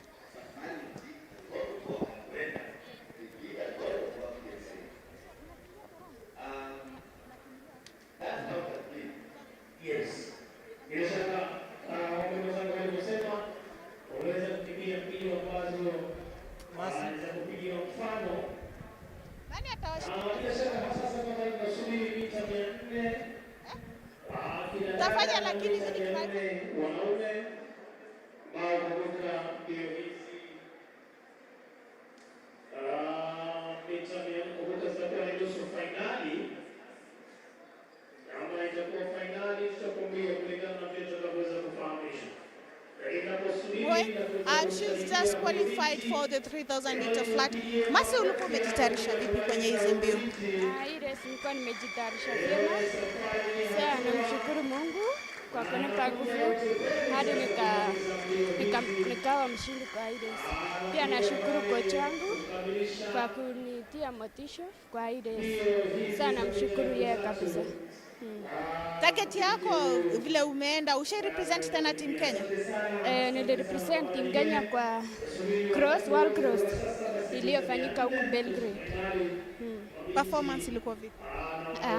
Niliweza kuchukua position 12. Ilikuwa first day yangu kucompete na Ethiopians na wa nchi nyingine. Sasa nimelearn experience, sasa nimepata experience ya race. Sana. All the best and congratulations. We are also joined by number 2. Kwa majina ni nani? Kwa majina naitwa Marion Chemngetich. Marion, congratulations. Hii itakuwa mara yako ya kwanza kukimbia na team Kenya? Hapana, hii ni mara yangu. Karibu mara 5. Yeah. Represent team Kenya wapi na wapi? Represent Africa Championship Zambia. Nika-represent Tanzania na cross country. Sasa vile umeweza kukimbia na team Kenya kwa hizo mbio zingine, umeweza kupatana na wanariadha kutoka Ethiopia, Eritrea, Uganda. Sasa una feel uko na experience ya kutosha ya kuleta hiyo title ya World Under 20? Nienda kung'ang'ana tuweze kushinda, kuenda kurepresent Kenya, kuleta medali. Niko na imani tutaenda kushinda tukienda kutrain. Na unatrainia wapi na pengine una balance aje vitabu na masomo? Na train then. Mimi nilimaliza shule last year 2023. Okay, all the best and congratulations. Thank you. We are also joined by number 3. Kwa majina unaitwa nani? Eileen Chepkoech. Pardon? Eileen Chepkoech. Eileen Chepkoech. Vile umeweza kumaliza mbio leo, unahisi aje na ukirudi kwa kambi utaenda kuangalia nini sana? Naenda kung'ang'ana na mazoezi. Na niking'ang'ana na mazoezi naomba Mungu anisaidie. Ni nini umeona bado haijakuwa sawa? Endurance ama speed? Speed. Unatrainia wapi na uko form? Niko form 2 na train shule yangu. Kunyak High School. Gunyak High School. All the best and congratulations. Thank you. Thank you. Those are the number 1 and 2 for the 3,000 meters 3,000 meter flat ladies. They've just qualified for the team and they're hoping that they'll be able to continue with the Kenya dominance at the under 20 championship. For Chemngetich, she's saying that she's going back and she's happy.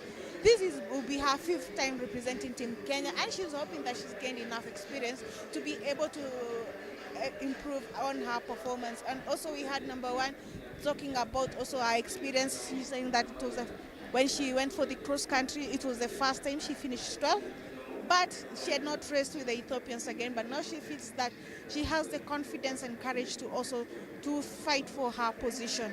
As we move on now to the next race, which is being prepared, I hand you over to Greg and Rotich on the other side. That's Mercy Chepkemoi on her way to winning the 3,000 meters, just ahead of Marion Chepngetich from the Kachai camp. And of course, we are ready for the next one, which is the 400 meters women. Zinad Akulang Joseph, Charity Imali Musundi, Judy Kemunto, Diana Dina Anyango Nyawanda, Marion Jepchumba, Faith Salome Paul, and Faith Kemunto Onserio. But that is Mercy Chepkemoi soon after winning the 3,000 meters. But it is now time for the 400 meters finals. We start with the women race. 55.40 is the set time.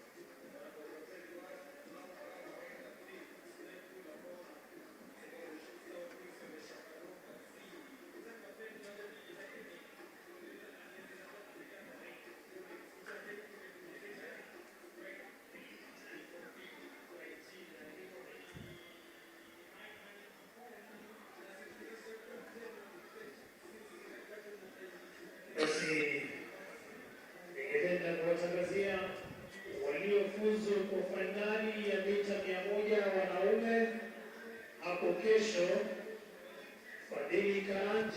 The results of the 100 meters women final: Sela Jambo Opondo 12.87, Sharon Mora Kayaga 13.02, Manyika Lukundo Lua of Zambia came in third 13.73, Sarah Kwamboka Omari 13.17, Aida Jepkorir, Zinad Akulang and Angela Samantha in that order.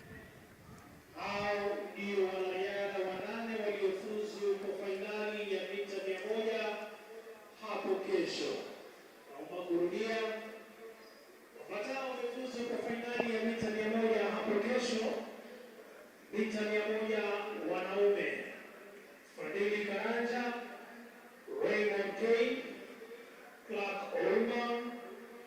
Daniel Wesinde, Dennis Mwai, Mwadipa Ishe, George Gregory Mwanyao, Ben Ryan Roymen. Hao ndio wamefuzu fainali ya mita 100 hapo kesho.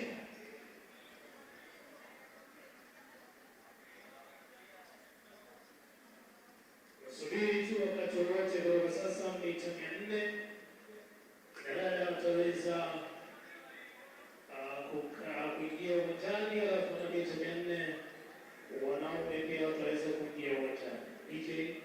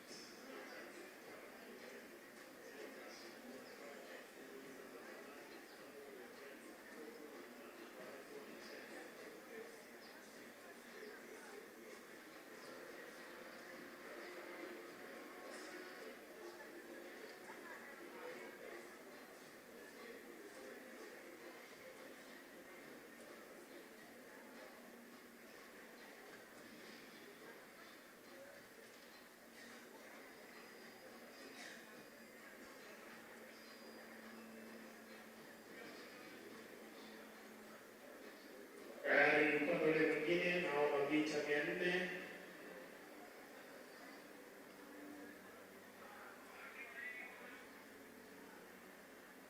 mabinti wale kama sijagosea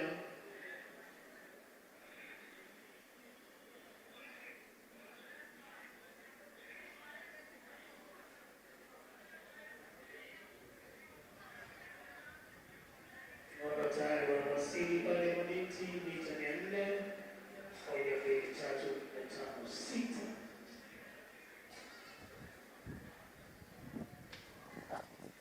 And we are now ready for the 400 meters. Women final.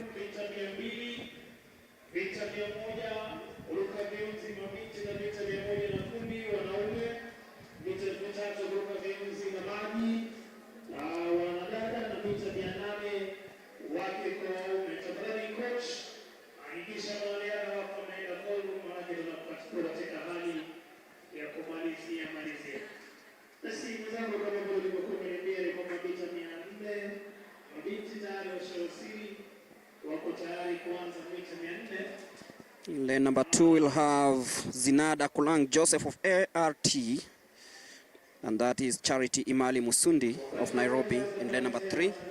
Lane number 4 missing, but in lane number 5 we'll have Dina Anyango Nyawanda. In lane number 6 we'll have Marion Chepchumba. In lane number 7 we'll have Faith Salome Paul of Makueni in Dumbi, and Faith Kemunto Onserio of Ryoga Secondary School Training Camp will be running in lane number 8.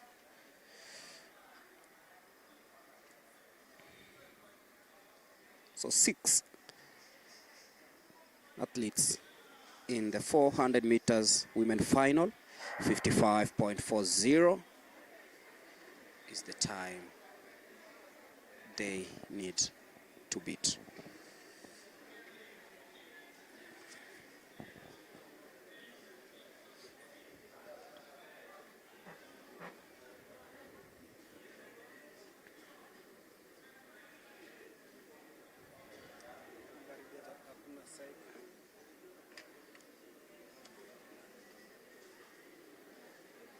Mita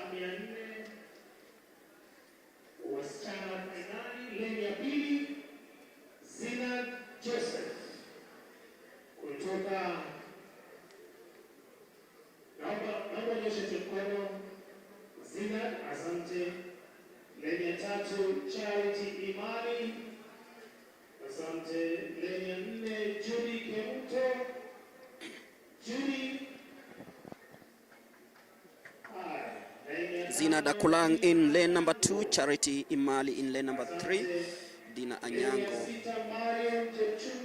Faith Salome and Faith Kemunto on serio.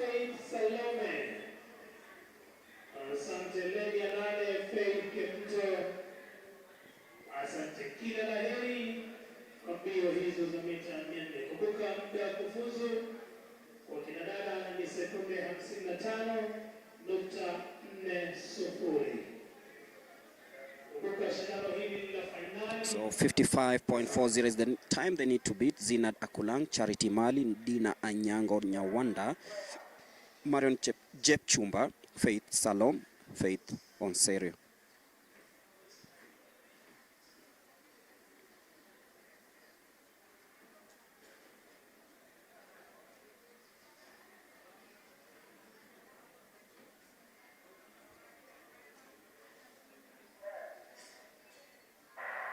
And off they go. Watch out for Dina Anyango Nyawanda of Nairobi in lane number 5, coming out really nicely, but Marion Jepchumba of Central Rift, Ngechei Camp, steaming out really well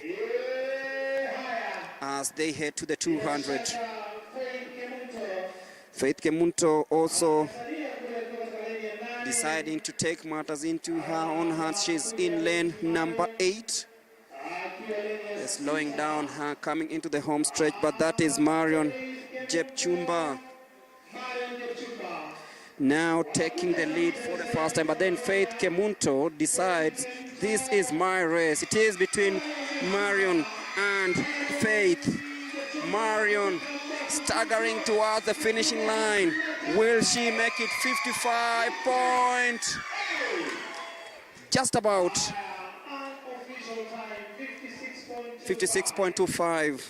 Remember, the qualification standard time was 55.40, but then she just staggered towards the end of this race. Marion Jepchumba, born on 15th of September 2007 and representing Ngechei Camp, the winner of the 400 meters women.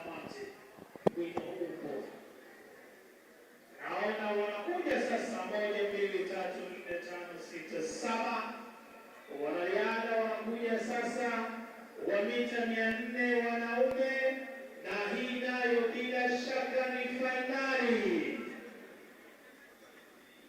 Kumbuka muda wa kufuzu Faith Kemunto Serio in lane number 8, leading all the way as they took that bend towards the 200-meter mark.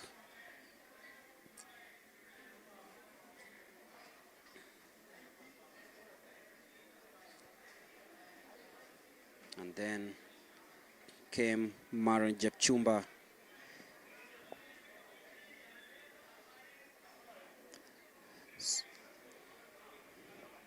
Marion Jepchumba winning that one as she took it really nicely. As you wait for the main race in the 400 meters.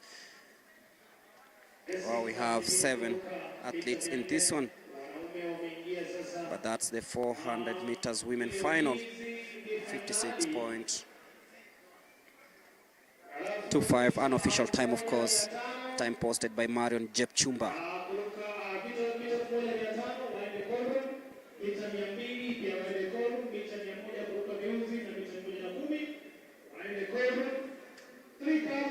steeplechase women callroom na mita 800 pia tufunge kazi waende callroom mara moja ili tuweze kuokoa wakati. Sisi kama naambiwa kwamba mita 200 wao tayari wanapasha vizuri moto. Kumbuka hizi ni mbio ambazo zinahitaji kasi sana, na hali ya anga vile hivyo lazima kwa mambo yao yatakuwa yanashika moto ili tuweze kuendelea kutoka hapo. So for the 400 meters men, in lane number 1 we'll have James Lomoy Lochaluka representing ART from the Kakuma refugee camp. Evans Kiprono Rotich will be running in lane number 2. Kelvin Kipkosgei from Elgeyo Marakwet will be running in lane number 3. Then we'll have Gilbert Nyamao Kereo, Nyanza South, representing the Keberesi camp in lane number 4. Francis Kimeo Nzuki from Keberes camp in lane number 5. Andrea Abie Madut of South Sudan, representing the Venom camp in lane number 6, and Dalton Kiprono of Vihiga Mbihi camp in lane number 7. Lane 7, Dalton Kiprono. Lane 8, Kenneth Kiprono. Basi bila shaka kutoka muda wa kufuzu ni sekunde 46.65. They're looking to beat 46.65, which is the set time for the World Under-20 Championship. So this is the 400 meters men final.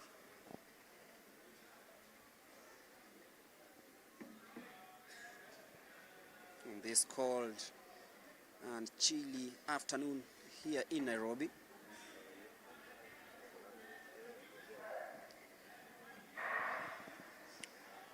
And off they go straight away. Look at Andrea Madut of South Sudan coming out and pulls. Very, very unfortunate, but they watch out for Dalton Kiprono from the Mbihi camp. Andrea Abie Madut also trying really hard in lane number 7. It is still a very, very close one. Kelvin Kipkosgei is still there. And of course, Evans Kiprono Rotich. But then it is Andrea Abie Madut, Dalton Kiprono. But then in lane number 3, Kelvin Kipkosgei of North Rift, representing Elgeyo Marakwet. He is in the lead, just ahead of Utawala Sprints Club, Evans Kiprono, 48.89, unofficial time, of course.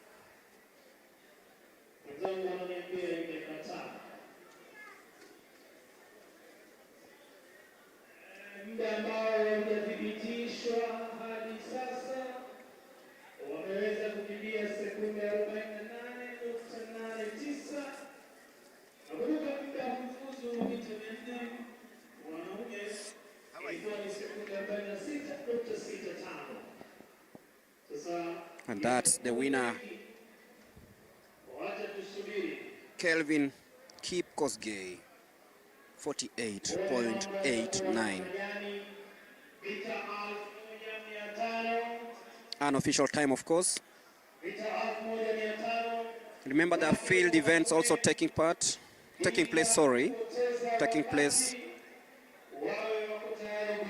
We'll be giving you the results, but also coming up is the 1,500 meters. 14 athletes, both in the men and women final. So the 1,500 meters women final comes up shortly before ushering in the 1,500 meters men final.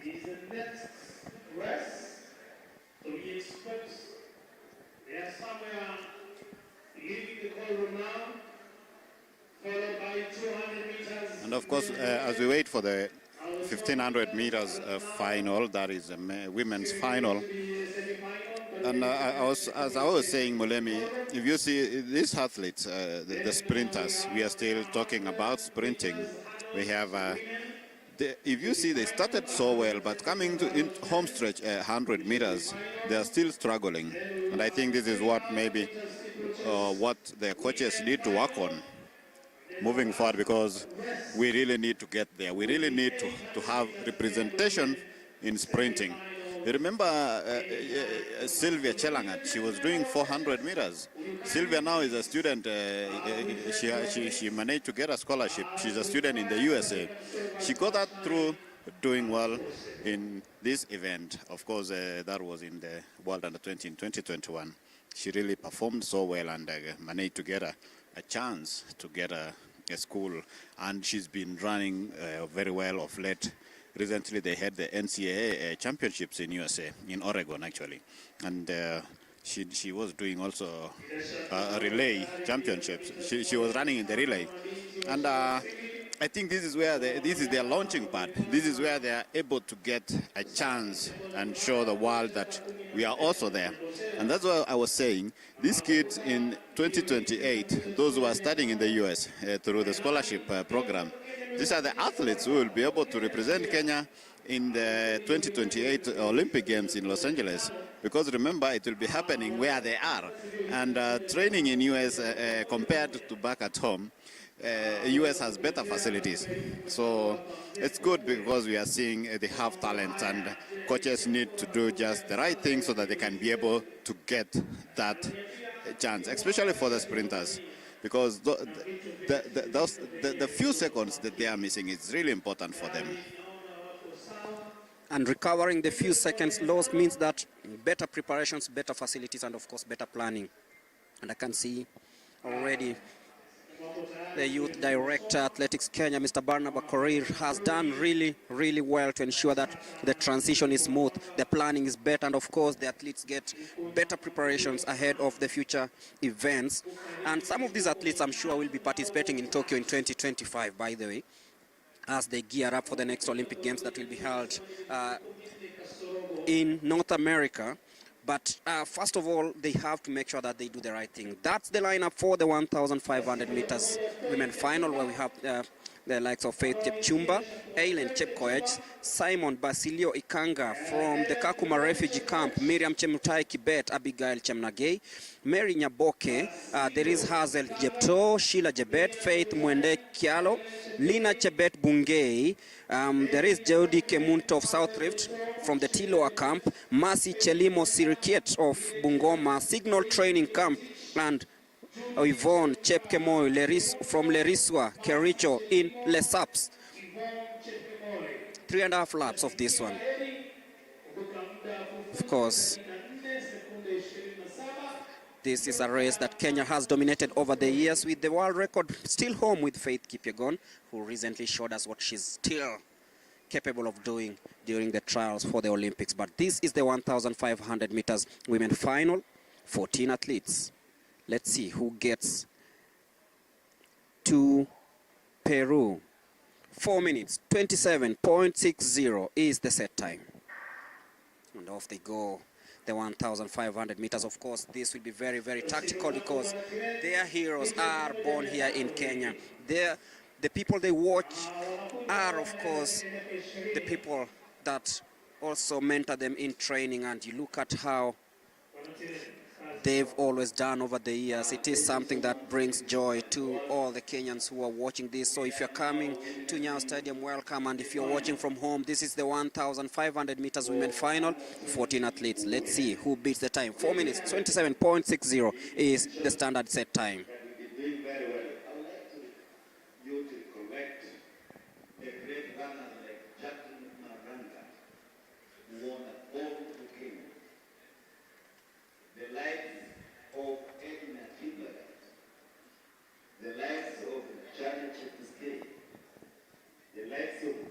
Heading towards the completion of the first lap of this one.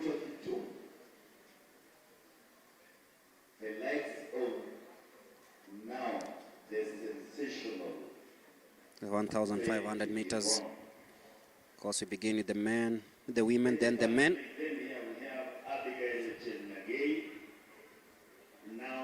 Mary Nyaboke Ogwaka now in the lead.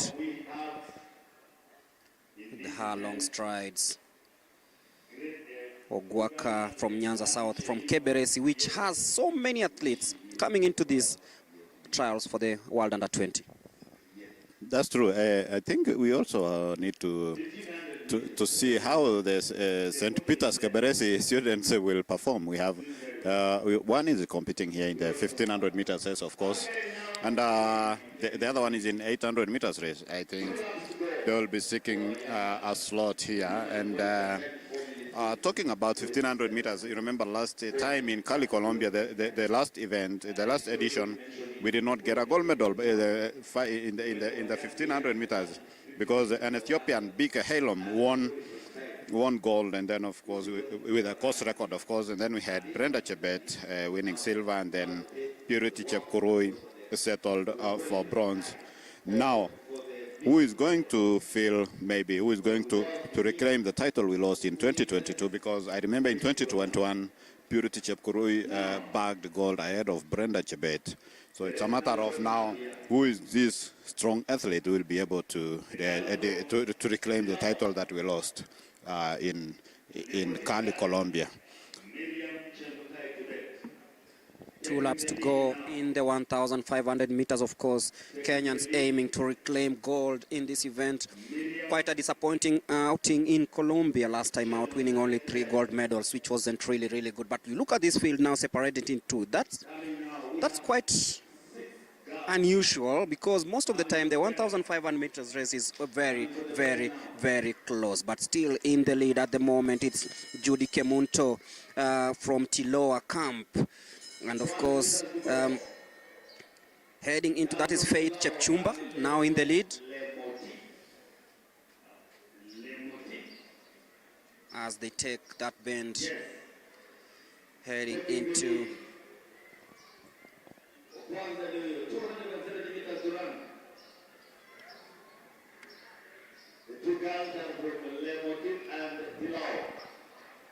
that is Sheila Chebet, now taking the front.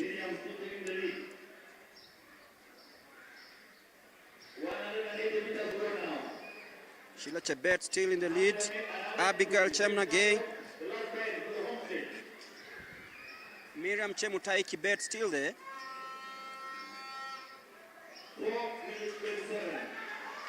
So Mary Nyaboke trying to steam from the front, but then Sheila Chebet 44 minutes 19.39. Sheila Chebet from the Rosa Club.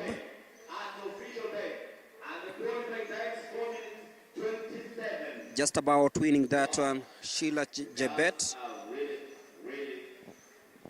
Of course, Sheila Chebet was 4th in the World Cross Country Championships in Belgrade. She emerged 4th in the junior category.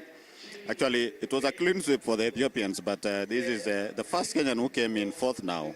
And I think that cross-country event, as many athletes have termed it, that cross-country helps them as a build-up. And seeing the way she was running today, of course, she started from behind and then, of course, started following the athletes before leading and taking control of the race. And I think going forward, she needs to work on her finishing speed so that he can be able to match the Ethiopians and we can reclaim our title in Paris, in Peru. Sheila Chebet, of course, showing resilience, showing the kind of endurance needed, shrugging off Mary Nyaboke Ogwaka, who tried to come from the outside.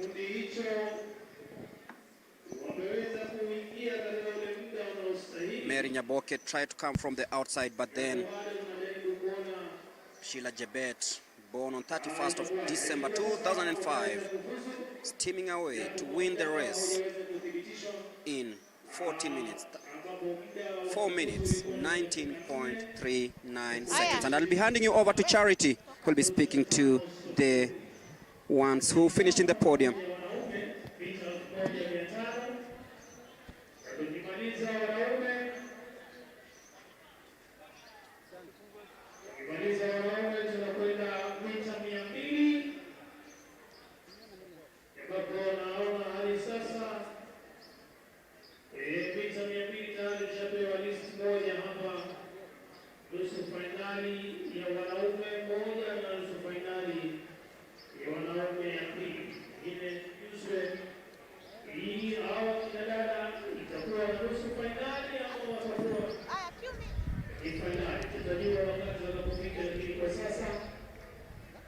I'm joined here by, thank you so much, Greg. I'm joined here by 1,500 meters winners. I have Chebet. Chebet, you've represented Kenya during the World Cross Country. Sasa umesema umepata experience ile ya kutosha kuweza kukabiliana na wasichana kutoka Ethiopia na hizo countries zingine? Kwanza sikia leo nashukuru Mungu. At least nimekimbia vizuri. Nimekata timu ya Lima. I think taenda kujikaza kufika huko. Apart from World Cross Country na saa hii vile umekata ticket ya kwenda Peru, umerepresent team Kenya tena? So kwa mazoezi pengine utaenda kufanya nini? Juu nimeona warembo wengine walikuwa karibu wakupite hapo. Nitaenda kustick sana na speed work ya uwanja track. Una trainia wapi na uko na miaka ngapi? Na trainia 18. Hai niko na 18. Nilimaliza. Thank you so much. I'm joined here by a lady from Lemotut. Utavuka hivi kidogo. Karibu sana. Kwa majina unaitwa nani? Ya kwanza wacha nishukuru Mwenyezi Mungu kwa ulinzi wake na upendo wake. Ya pili, kwa majina yangu ni Miriam Chamte, natoka Lemotut Athletics Training under coach Paul Kame. Vile umekimbia leo, umeweza kuangalia pale mazoezi yako imefika. Ukirudi kwa mazoezi utaenda kuangalia ni na nini? Kwanza wacha nishukuru coach wangu kwa vile yeye ndiye amenitrain mpaka nifika hapa. Tena na wa promise Kenyans nitaenda kuwakilisha Kenya yetu vizuri, nitahakikisha nimeleta goal. Okay, thank you so much. Asante. That was number 1 and number 2 for the 1500 meters ladies. We had Jebet. She represented Kenya during the World Cross Country Championship, and also we had Lemotut, our lady from Lemotut also preparing herself. They're saying they are hoping that they'll be able to retain the 50. They are going to capture and maintain the 1500 meter title. Over to you, to Mlemi. Thank you, Charity. And those are the results for the 3,000 meters women final. Miriam Chemutai Kibet, 9 minutes 23.96 seconds. Mercy Chepkemoi, of course, emerging winner in that one, 9 minutes 10.95 seconds. And of course, Marion Jepngetich, 9 minutes 14.46, came in second. And the likes of Joylyn Chepkemoi, 9 minutes 37.60 seconds, not really a good time compared to her standards. And on your screens right now are the men ready for the 1,500 meters. Emmanuel Kipngetich Yegon, Cosmas Maniga Orenge from Kiandege, Dennis Kiprop Kiplagat, Nelson Mapi Setek, Collins Kibiwot, Nelson Simiren, Abel Kipiator Kiprono, Jospat Sang, William Komen Kimosop, Penina Gikundi, Edwin Elkana Sanuta, Justice Kipkoech, and Ezekiel Kipkorir.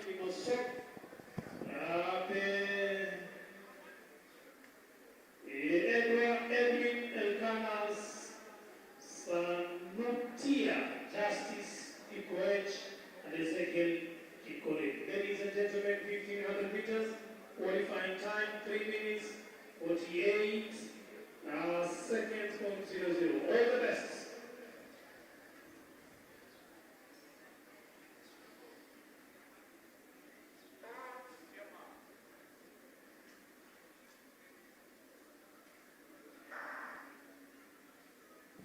Off they go, aiming to make it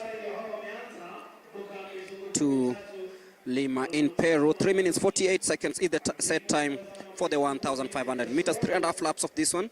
Of course, looking at the likes of Emmanuel Kipngetich, Cosmas Orenge, Dennis Kiprop, Nelson Mapi, Collins Kibiwot Koech, Nelson Pariken, Abel Kipiator, Jospat Sang, William Komen Kimosop, Penina Gikundi, Edwin Elkana Wafula, Justice Kipkoech, and Ezekiel Kipkorir. As Emmanuel Kipngetich Yegon as they head towards the first, completing the first lap. And just hanging there is Edwin Elkana Sanutia of the Signal Training Camp. The State Department of Education, the Coca-Cola,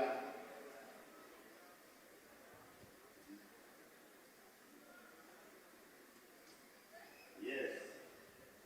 We also have the National Olympic Committee of Kenya. We also have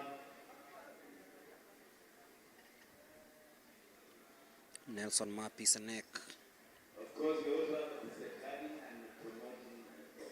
That leading pack now.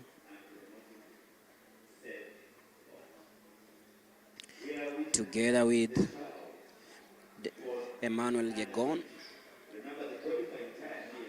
Also, Josephat Sang Kipkurui still in the lead. On the outside is Elkana Sanutia. Taking the lead, tall guy there. Tall. He's from Bomet. Remember, this is 1500 meters. 1500 meters. This makes me think of the guy that 3 minutes 48 seconds is the time they need to beat in this one. That's the tall figure of Josephat Kipkurui Sang.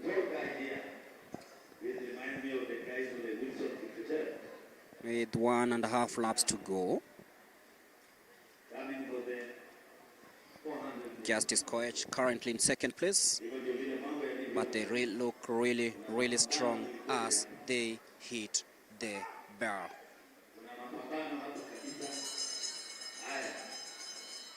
Still way within that standard qualification time of 3 minutes 48 seconds. Of course, Josephat Sang still in cruise control of this one. Checks over his shoulder.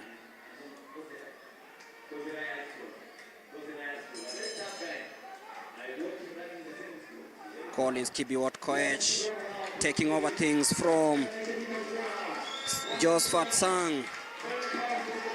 Also coming in second place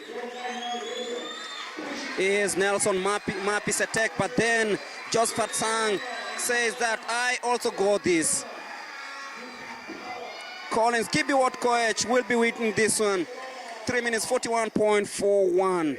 Celebrates ahead of Josephat Sang Kipkurui of 2 Running Club. So that's the winner of the 1,500 meters. Collins Kibiwot Koech, born on 11th of February 2006, representing Gechei camp in Nandi.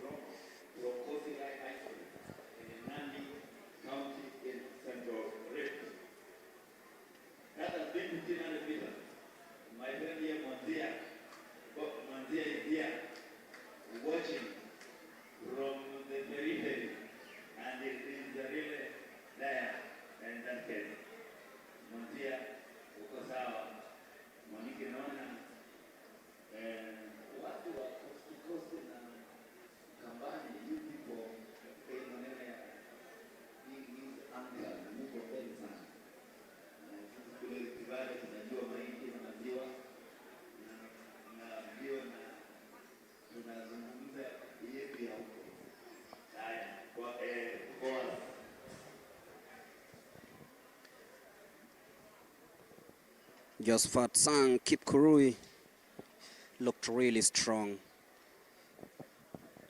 but then Collins Kibiwot Koech had the answers to this, and this was the last lap, of course. let's see, Josephat Sang Kipkurui 400 meters men. was leading all the way, but then Collins Kibiwot Koech, who looked really strong, steamed from the inside lane, and of course didn't find space there, then tried from the outside, breaking down the neck of Josephat, 17.2.3 at 12:31 p.m. who was really comfortable in the first 2.5 laps, but then Collins Koech showing that resilience and the best way of finishing a 1,500 meter race. Look at how strong he looked, look at the confidence, look at how determined he was and focused heading into the tape.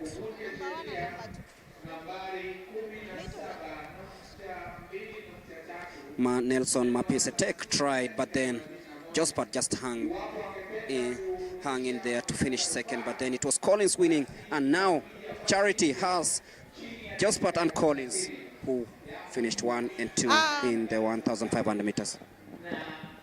Thank you so much, Greg. I'm joined here by Collins Kipruto. Kibiwot, sorry. Collins Kibiwot. Nimeona umeweza kukimbizwa mbio sana na wenzako. Kukata hii tiketi inamaanisha nini kwako? Kumaanisha nataka nikuwe champion kwa hii mbio. Sasa nile nimang'ang'ana tu ndio nikuwa kama wengine. Sasa nataka kuambia Mungu asante kwa hii competition imeenda leo. Naona sio mbaya. Niko nikielekea nikuwa kama hao wengine, kama kana spirit sana na hao wengine. Sasa nataka kushukuru Mungu. Ni hayo tu. Ni nini ilikufanya ikakuvutia kwenye kuingia kwa hizo mbio? Ni mazoezi tu nafanya pole pole. Sasa unajua nilikuwa nifanya mazoezi pole pole. Alafu nikasema siku moja kuja kwa kama wengine. Nenda kuambia Mungu kwamba ukipiga mazoezi utakuwa tu kama hao. Una trainia wapi? Na trainia Iten ama sometime Kapsabet. Yeah. Uko shule bado ama uko na miaka ngapi? Niko na 18 years na bado niko shule. Sasa niko form 4 na maliza ETC. Yeah. Oh, the best. Thank you. Thank you so much. I'm also joined here by number 2. Kwa majina ni nani? Kwa majina naitwa Josphat Kipkirisa. Josphat Kipkirisa. Josphat Kipkirui sang. Josphat Kipkirui uliweza kukimbia during the national championships na saa hii umeweza kukata ticket ya kuingia World Under 20. Umekuwa ukijitayarisha vipi? Nilikuwa nimejitayarisha Under 20 vizuri. Nilikuwa najua ni competitive. Nilikuwa natarajia kuwa mshindi. Yaani nilikuwa nimepanga niende vizuri vile. Ni nini ulikuwa umepanga? Nilikuwa nimepanga hiyo tabia mwisho.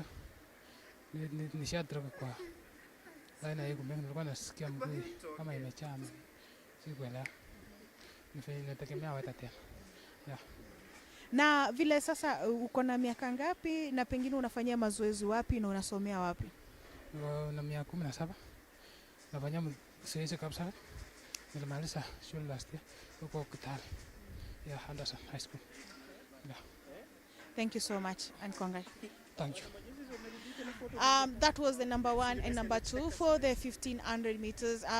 We had Collins and also we had Kipkirui finishing first and second, and they are happy that they've already made it for Team Kenya. And for the number 2, Kirui is saying that the rest, although didn't make it as he had planned, he's hoping that he'll be able to translate his mistakes or his challenges for today and be able to bring a medal home at Peru. Over to you, Mulemi. Thank you, Charity. And now we're ready for the 200 meters.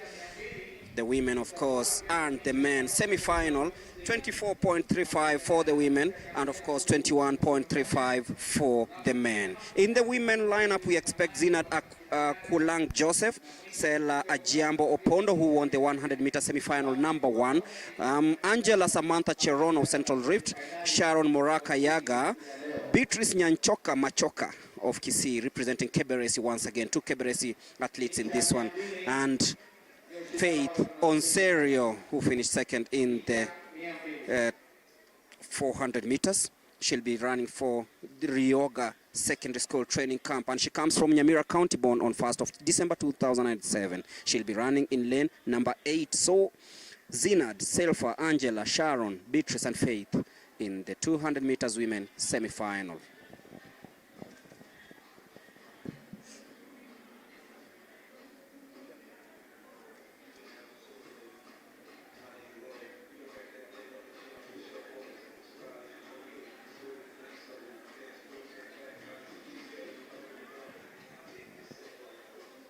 That's Faith Onserio. They're being led out of the call room. Zinada Kulang Joseph, and of course Salfa Ajiambo Opondo, winner of the 100 meters. She'll be aiming to clock at least 24.35 in the 200 meters.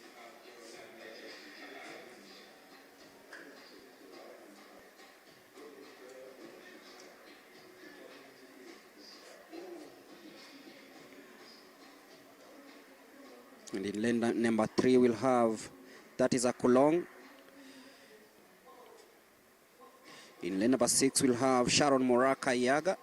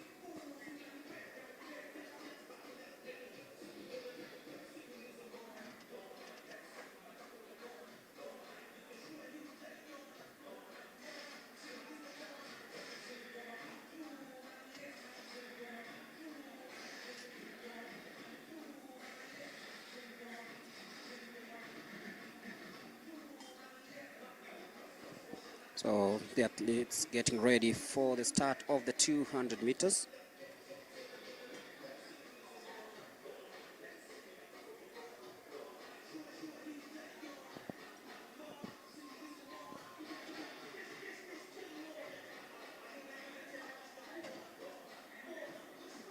It is the semi-final.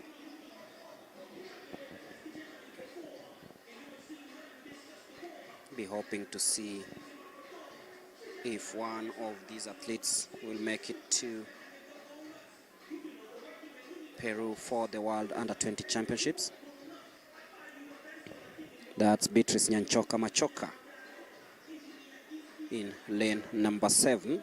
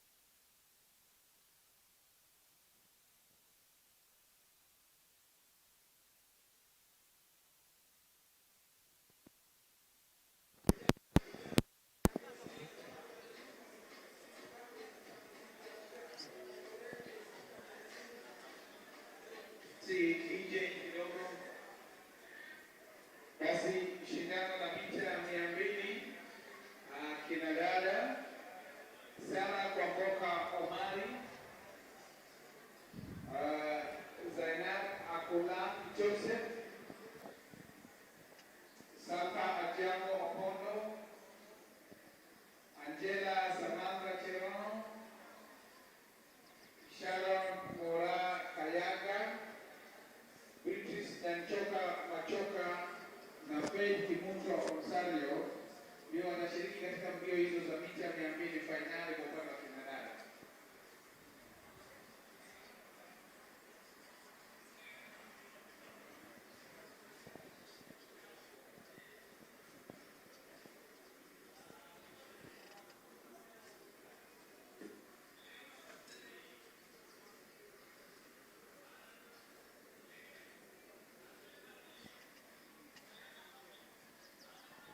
Ready for the 200 meters semi-final. 24.35 is the time set. Standard time set for qualification to the Lima Paris Games. So we're ready for the 200 meters.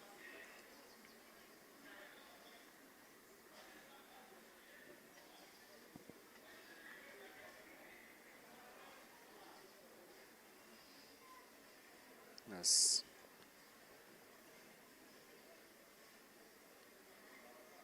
We await for the restart of the 200 meters.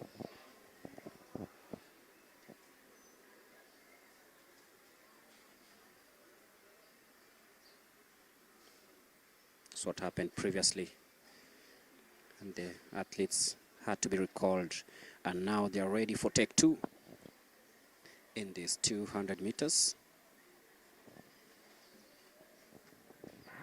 And off they go nicely.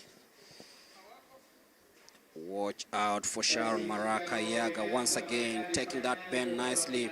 Selfina Jembo Opondo struggling just a little bit, but then it is Sharon Marakayaga and Beatrice Nyanchoka Machoka. Beatrice Nyanchoka,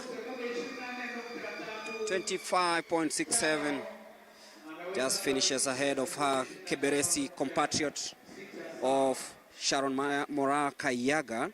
So it's Nyanza South 1, Nyanza South 2 in the 200 meters women's semi-final.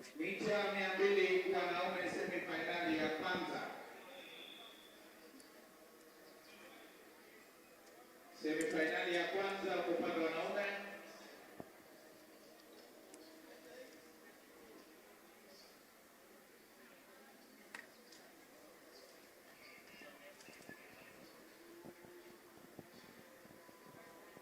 So you wait for the men to come out and try get the qualification time of 21.35. And in lane number 3 in semi-final number 1, Fadhili Karanja, Dennis Kiprono, Mandiba Mwamvura, Dennis Mwai Ngwangui, Joshua Muteti, and Gregory Munyao. But this is how it went down in the women's semi-final. The 2 athletes from Keberesi, Beatrice Nyanchoka Machoka and Sharon Marakayaga, battling it out. But then it was Beatrice Nyanchoka who had the gas to see off the last few meters of these 200 meters, beating Sharon to second, 25.67, just falling short of the 24.35 mark set. And now to the men's event. Yeah, of course, we are now getting into the first semi-final in the 200 meters men's event, where we have Fadhili Karanja, Dennis Kiprono. Fadhili comes from Nairobi, Dennis Kiprono from Sinonin camp. Someone told me to watch out at that name of Dennis Kiprono from Sinonin camp. Then we have Mandipa Isha Mwamura from Zimbabwe, Dennis Mwai Wangoi from Nyeri, and then Joshua Muteti and Gregory Munyao, both from Machakos. As we wait for them to start, and of course, we have seen today upcoming talents. That is, remember we had about 45 camps that were initiated by the Ministry of Sports in conjunction with the Federation Athletics Kenya across the country, where we also, at least this time around, we had a camp in Lodwar. I'll be very interested to see if they will have athletes from Turkana. And then, of course, we had some other camps introduced, like Busia. Now we have Fadhili Karanja in lane 3, Dennis Kiprono lane 4, Mandipa Isha Mwamvura lane 5, Dennis Mwangui lane 6, Joshua Muteti lane 7, and Gregory Munyao in lane 8. So as I was saying, as we wait for them to start, is that we had about 45 camps, and these camps actually has been a good grassroots, I can say, grassroots level, where we get a new talent coming up, where an athlete identify, or she identifies himself that he or she can be able to run, and that is when now we were able to get a top cream of athletes competing here today. And of course, we've seen how the sprinters are performing here. They are missing narrowly on the qualification marks. And of course, the 200 meters men, they have to qualify in 21:35.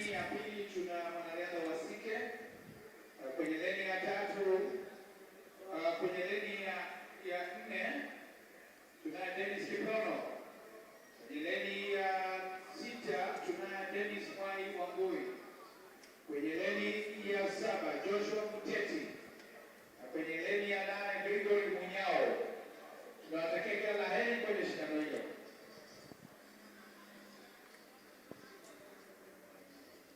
So let's wait and see how these athletes will compete and get to know who will qualify for the finals tomorrow.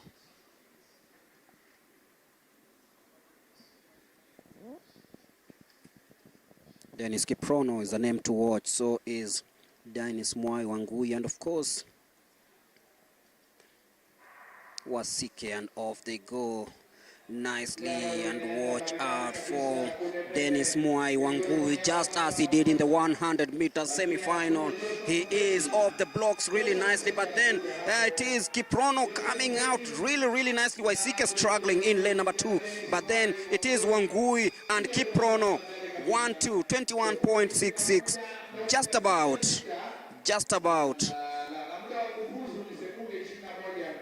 about missing out. But remember, this is the semi-final. He'll have a chance also to improve on his time in the final. This young man who just won the 100-meter semi-final, he's now won the 200 meters semi-final number 1. Watch out for him. Dennis Mwai Wangui from Nyeri, born on 29th of September 2005. And of course, Dennis, as I said, he trains in Baringo, Eldama Ravine. It's really interesting to get a sprinter all the way from Eldama Ravine. It's an high altitude area, and we have no good facilities for these sprinters. Now running in a marathon track in sprinting, he must be a very good athlete. As you can see, he was leading in the last 100 meters, as you can see here. And he was comfortable, which means if he runs well in the finals, he will be able to lower the few milliseconds that he missed today to qualify for this event. So I think maybe they will be talking with his coach, of course, and I had planned how to maybe attack this race tomorrow. Of course, the two, Dennis Kiprono winning the 200 meters and Dennis Mwai Wangui finishing in second. And now we on to the next one, the second semi-final of the 200 meters, where we have Christian Baraka Butiko, Gregory Mukunya, Andrea Amiet Abiem Mudut, Ryan Roimen, Dalton Kiprono, and Keith Raymond. You can see Keith Raymond adjusting his blocks there, the man who hails from Kisii in Kiandege area. That's Dalton Kiprono in the sky blue bib from the Mbihi camp in Vihiga County. And I can see winner of the second semi-final of the 100 meters. He's now running in lane number 6. That is Ben Ryan Parakuoni Roymen from Rongai. Missing is lane number 4 and 5, and of course we have lane number 3. So missing is Gregory Mukunya and Andrea Abie Madut. So, but there is Christian Baraka Butiko in lane number 3. Of course, talking about Kiprono again, he has to really work hard. He might be motivated by his training mate, Ishmael Kirui, who was qualified for this event. So I think he will be asking him to do way better, work hard so that he can be able to make also the team, so that he can also represent the country together. As I said, they train, both are in Sinonim camp in Baringo County, and it shall be interesting to watch the finals of this event. Semi-final 2. That is semi-final 2. We are waiting for the athletes to start with the race. Of course, Christian Baraka comes from Nairobi. And then Gregory Mukunya comes from Nairobi also. Roymen from Kajiado. Dalton Kiprono from Vihiga, and of course, lane 8 comes from Kisii. Raymond saying a prayer just before the storm.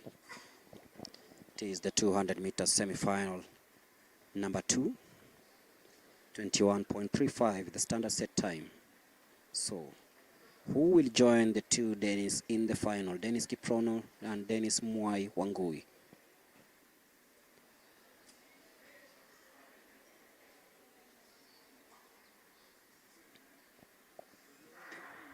And this time round they get off the blocks nicely, and look out for Ben Ryan Royman from Guy. Very good technique heading into this one. Christian Baraka Butiko struggling just a little bit, but it is Ryan, Keith Raymond and Ryan. But then Keith Raymond steaming away in this one, and he'll be 22.65 is the time, just ahead of Dalton Kiprono and Ben Ryan Royman coming in third. So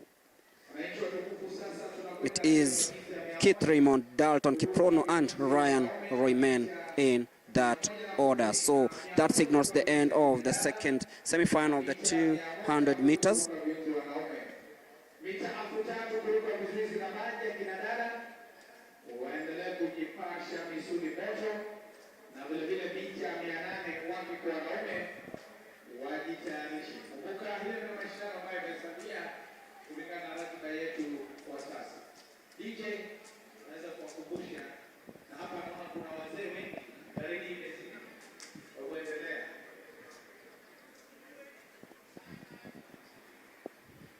And Greg, remember these athletes, it was a short notice, of course, from the governing body, World Athletics, that all the entries were to be made by June 30th. And all those who are competing here today, of course, they have, you have to have a traveling document, that is passports for that, so that they can be able to process a visa for you to Peru. And I think that thing caught many unawares, because most of the people who normally compete here are students, and some of them didn't have these documents. But I think these are learning a lesson, because going forward, even if you are in Form 1, you now need a passport, because you might be a very good athlete, but you do not get a chance here because of that, just that passport. Of course, many were also complaining that they processed their passport, which has been at the immigration for a very long time. That's about 3 to 4 months waiting for that precious traveling document. So I think this is something maybe the government needs to look on going forward, so that we can have these talented athletes getting a chance to compete. A traveling document is, of course, is very important. And I would also urge those who are thinking they want to be athletes that you start processing it early, so that you cannot be cut off from these precious events, because this is where you launch your talent. We have good athletes who need just small guidance, and they'll be able to do the right thing. So as we wait for the next event, of course, a recap of what has happened. Maybe we were talking to, they were talking to the athlete who won 1500 meters, Collins Kibet. Collins Kibet, a student in Kosrai High School, a Form 4 student, and here he was saying that he really feels so happy to have won the race, and he knows that he is going to represent Kenya. He's going to represent Kenya well when it comes to competing internationally, where he also wants to win gold and represent Kenya in that in various other events. And of course his goal is to compete one day in the Olympic Games, because he has seen talent pays, but of course he has to finish Form 4 fast. So going forward, I don't know if we will have someone representing Kenya in the 200 meters finals tomorrow. It's a tall order for the sprinters here, but I think they have what it takes. They have what it takes to really do well.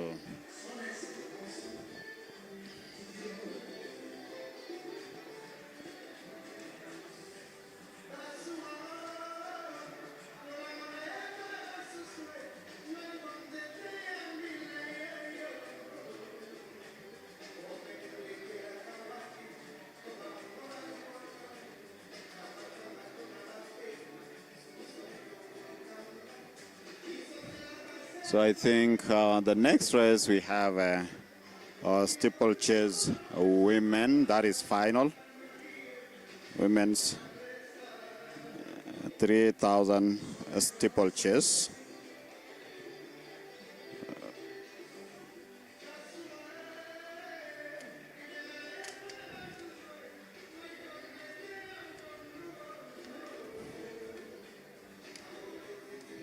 And according to my list, 3,000 steeplechase women. I'm still trying to look for the names here. I don't know if my director can help me with the names for the 3,000 steeplechase. Yeah, we have here Judy Chepkoech, Diana Chepkemoi, Sharon Chepkemoi, Sheila Chepkurui, Mercy Chepngeno Kosgei, Janet Chepkemi Amimo. Those are the 3,000 meter steeplechase women. Of course, they are warming up, and we have to get to know who will fit into Faith Cherotich's shoes at the 3,000 steeplechase event. Remember, Faith Cherotich won gold in Cali, Colombia, and of course, these athletes have to fit into her shoes because she'll now be representing Kenya at the Olympic Games. And that is why we said an event like this is a catapult an athlete to compete in international standards. So if an athlete competes here and gets a chance maybe to medal, it gives them more motivation to do to work hard.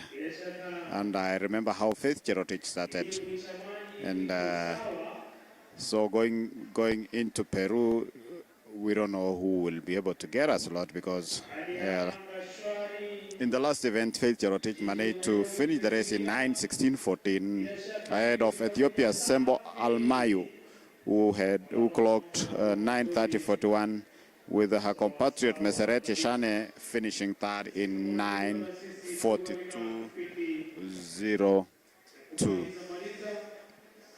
And Mulemi, I want to single out Diana Chepkemoi, who trains in the Motit camp. She managed to win the ISF secondary schools cross-country event, but this is a high event. Well, let's see how she'll be able to compete here today. And off they go very well. Of course, Diana, and of course she's leading. She's in front, and what to see how the race will unfold.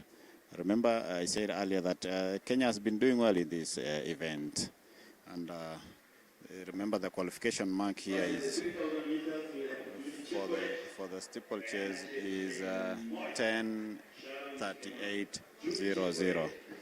Most of the athletes competing here are students, and of course it's their specialty. They have trained, they have prepared for this event. He will tell an athlete who masters by how she is jumping the hurdle, because that's why it's called a steeplechase. It has hurdles that you have to go over it, and you can see how they are jumping so well.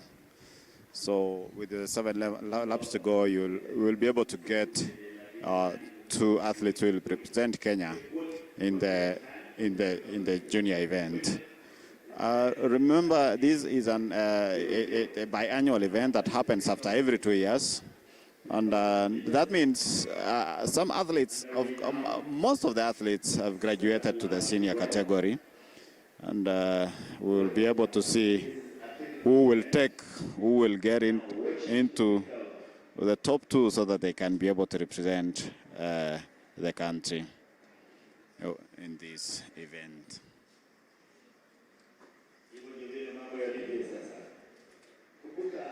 And of course, Judy Chepkoech from Nandi, that is from She comes from Chepsaita camp. Remember, Chepsaita is where we had one of the biggest cross-country last year. That was the first edition. And I'm told actually the federation confirmed that it has been awarded a gold label now. It's a gold label event. So that means we have 2 gold labels in Kenya. That is Chepsaita and Sirikwa. So Sirikwa cross country, of course. So if an athlete like Judy comes from Chepsaita, she must have been motivated by such event which actually happens at the grassroots level.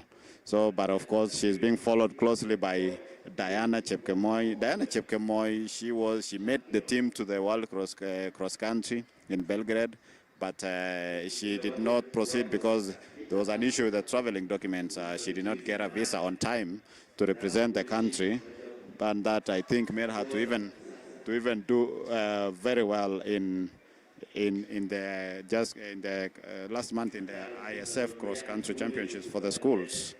And then she's here again, seeking a place in Team Kenya. She comes from Lemotit Athletics Training Camp. That is in Londiani, Kericho County. Of course, it is all about the tactics now. Still early, 5 laps to go in this steeplechase women final.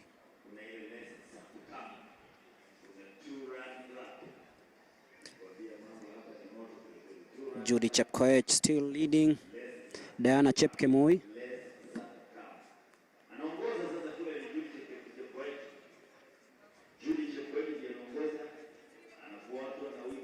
Remember, Judy comes from Nandi Chepsaita. And Diana from the Lemotit camp. 2 athletes from the Lemotit camp, Diana Chepkemoi and Sharon Chepkemoi. I don't know if they're related, we'll be finding out. But then it is Diana versus Judy heading into the last 4 laps of this 3,000 meter steeplechase, just slightly a few minutes to look at the 2 breaking away from the rest. It is Judy Chepkoech leading Diana Chepkemoi, who recently won the ISF cross country at the Ngong racecourse. Very tactical from her, and now she's into her specialty, the 3,000 meter steeplechase. Remember, she was born in 2007 in Londiani, and Judy Chepkoech born on 1st of August 2006. So Judy Chepkoech should be excited about her current position as they take the water jump, heading into the last 3.5 laps of this one. And look at the tired legs, but they keep on pushing. 10 minutes. 38 seconds is the standard time for the 3,000 meter steeplechase qualification. And it is Judy Chepkoech and Diana Chepkemoi, the 2 leading front runners, with 2 laps to go.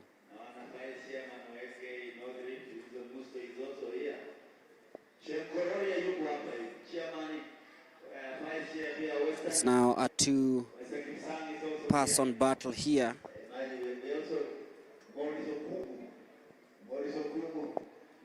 It's Judy Chepkoech still looking strong. Diana now aiming to take the front.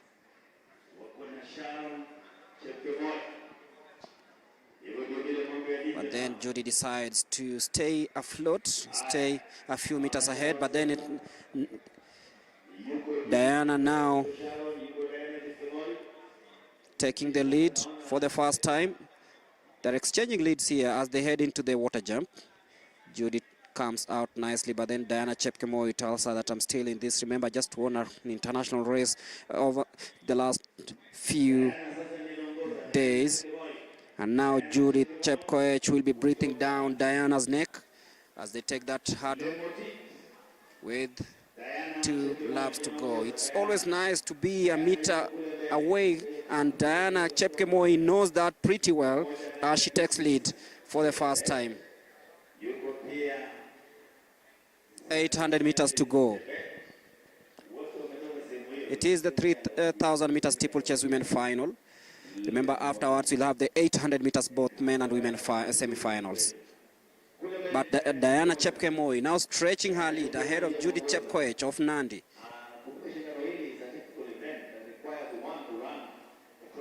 Diana Chepkemoi looks really strong. She is ready to conquer the world. Of course, she has a world crown already in the ISF, World Cross Country. Judith Chepkoech falling way back. This will not be a difficult one for Chepkemoi if she keeps on running the way she is, as she takes the second last water jump.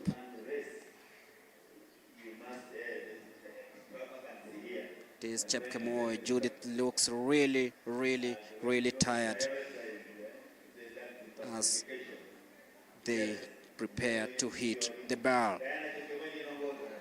So it is Diana Chepkemoi. She looks really strong as she goes ahead and hits the barrel. Now she takes the barrel. Diana Chepkemoi, Judy Chepkoech, who looks really tired, but she'll keep pushing on. She knows that number 1 and 2 will automatically make it to Team Kenya, but they first of all have to ensure that 10 minutes, 38 seconds is the time they beat for this one. So at the moment it is Diana Chepkemoi who is going to win this one. Judith Chepkoech in second place. She started really well, but faded out with 4 laps to go. But it's all about Judith Chepkemoi. 10 minutes, 38 seconds is this qualification time. Will she make it? And this an athlete who's just fallen in the water. But it is Diana Chepkemoi. Of course, she's going to attain that time, 10 minutes, 38 seconds, and she's being cheered home.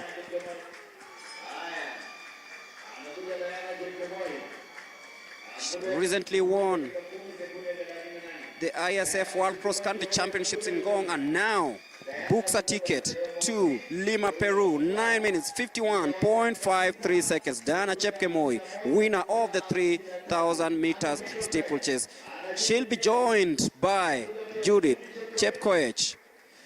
10 minutes, 5.98 seconds. So it is Diana and Judith Chepkoech win number 1 and 2 in the 3,000 meters steeplechase. Now Diana and that is Judy, they have some work to do. They have to fill into Faith Cherotit's shoes and make sure that Kenya retains the title that we won in 2022 during the Kali championships. So we hope they'll rectify. Of course, they are going to train more, and we hope they'll make the team. They'll make the country proud by bringing home medals in August. Of course, Lima, Peru awaits for these athletes who've done really well to ensure that they take home the tickets for the World Under-20 Athletics Championships. And of course, we'll be waiting to hear what the athletes have to say about this. And that is Diana Chepkemoi jumping the barriers really well. This was the last lap of the 3,000 meter steeplechase, with Diana Chepkemoi winning in spectacular fashion, piping Judith Chepkoech to win this one, and of course booking a ticket to Lima, Peru for the World Under-20 Championships to be held in August. Diana Chepkemoi, sindio?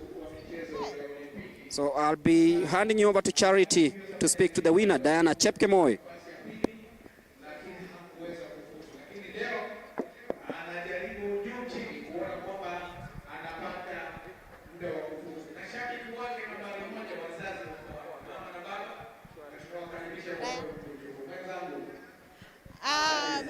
you so much, Greg. I'm joined here by Diana Chepkemoi. She's going to be defending her title in the 3,000 meters steeplechase. Diana, already ulikuwa umemaliza number 1 at ISF na 3,000 meters steeplechase for the last World Under 20. So saa hii umejipanga aje kuensure that ume retain your title? Kwanza acha nishukuru Mwenyezi Mungu kwa sababu amenilinda hadi nikamaliza mbio. Ya pili, mimi ni Diana Chepkemoi kutoka Lemoti Athletics Training Camp under coach Paul Geme. Nashukuru sana wenzangu kwa sababu tumekuwa na timu kwa mazoezi. Naambia tu asante, na coach wangu naambia asante kwa sababu amenipea program yenye imeshikana na mwili wangu. Nashukuru sana yeye, na ni wako kata timu, naambia wasiliu up kwa sababu cross country imefikia. Sasa naambia tu mfanye bidii na mng'ang'ane. Kando na vile coach Kimei amekuwezesha ukafanya mazoezi na pia kumshukuru Mungu, wewe kibinafsi unajihisi vipi? Kusaini mara ya pili unaendea hiyo taji la World Under 20. Wacha tena nishukuru Mwenyezi Mungu kwa sababu hii talent yenye amenipea. Nashukuru sana kwa sababu amenipea hii talent. Na tena kwa hii mbio yangu nashukuru tena Mungu kwa sababu hii steeplechase ni very easy, na hii ndio talent yangu ya steeplechase. Nikimaliza steeplechase na hakikisha nimeweka world record na pia niende 5,000 meters. Yes. Nikienda huko Paris nitaenda kung'ang'ana na nitahakikisha nimeleta gold. Yes. All the best and congratulations. Thank you so much.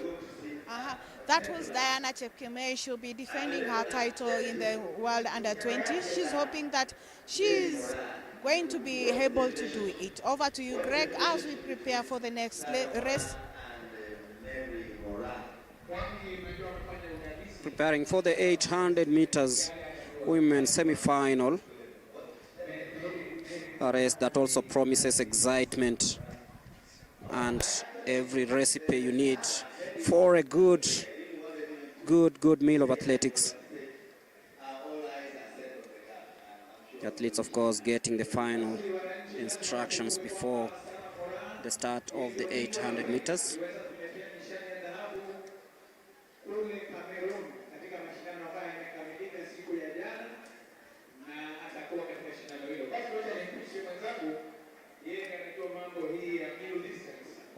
Samuel Alice Ilam, Brenda Chelanga, Dorcas Chepkemoi, Vivian Cherotich, Daisy Chepngetich Ruto, Sarah Mora, and Mercy Chelimo Siriket.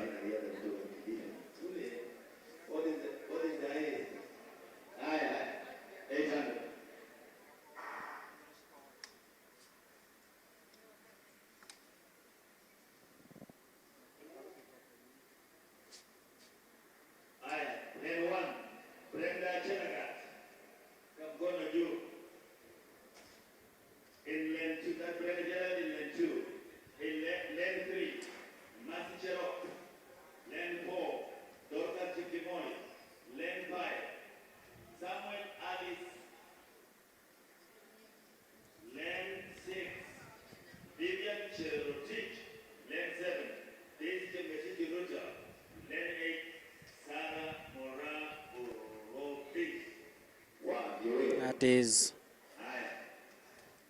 the younger Mora, straight from Douala, and still seeking to attain the qualification standard time for the Olympics.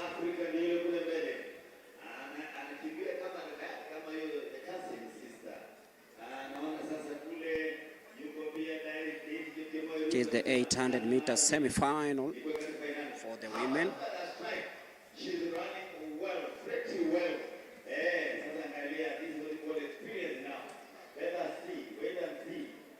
Let us see whether the leading girl there, whether she's running economically good. Sarah Mara Orobi, of course, running for the Ngong Athletic Club, now in second place. Mercy Cherop still leading.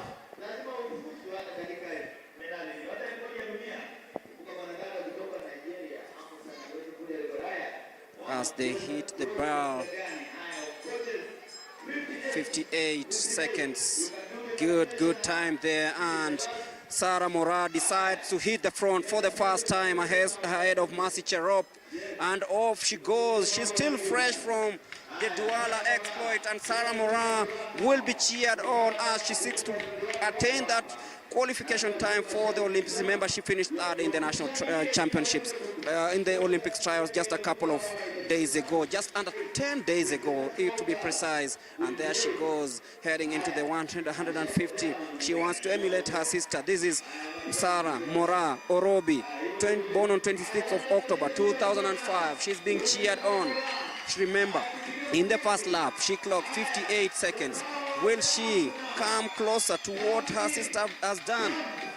She looks to be in very, very good form, Sarah Morar. But remember, there is a final tomorrow of the 800 meters. But it is all about Sarah Morar winning the first semi-final, 2 minutes, 2.01 seconds. So well within qualification time. Coming in second place, of course, Mercy Cherop. You are detecting and some of the weaknesses so that you can correct when she's running tomorrow. Mambo iko sawa. Basi nimeambiwa na Mary Moraa amesema kesho naona sasa mambo yanaingia. Bila shaka Moraa naona hapo. Simama kidogo, simama. Msichana mkimbia vizuri. Unamtakia yapi? Of course.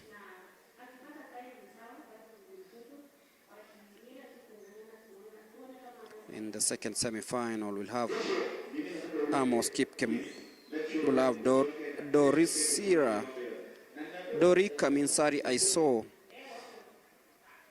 of Keberesi, Miriam Chemtai, Rosemary Lokwom, Longisa, Jody Kemunto, and Mercy Chalimo Siriket. But that's how it went, with Mercy Cherop leading the way. But then look at how strong Sarah Mora is.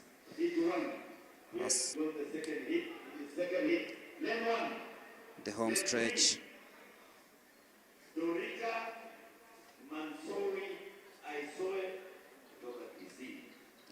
And that is Sarah Mora stamping authority in the first semi-final of the 800 meters.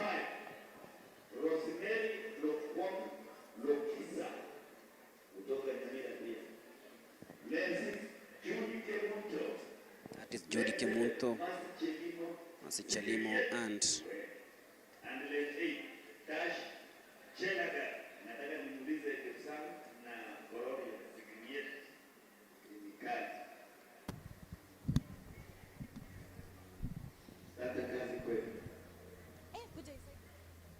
Rosemary Lokwom Longisa of Nyandarua in lane number 3, Dorika Minsari, Miriam Chemtai, Judy Kemunto, Mercy Chalimo Sikiriet, and Desha Chelangat. But we can actually hear some of the views that she has, Sarah Mora, straight from Douala to Nairobi. Over to you, Charity. Thank you so much, Mulemi. I'm joined here by Sarah Mora, who is freshly minted the African champion. Sarah, you're 19 years old. You've made it. You've won the African title. Unfortunately, for the Olympics title, has not yet come into according to your planning. What is your next plan? I was expecting today I could have made time for Olympics, but that's very me. So I'm hoping for tomorrow. I will do my best to get that time. Unasema there's still some gas left in to make it. Yeah, I have it. How did you feel after winning? Vile ulishinda hiyo title ya African, ile maanisha nini kwako? I was so happy.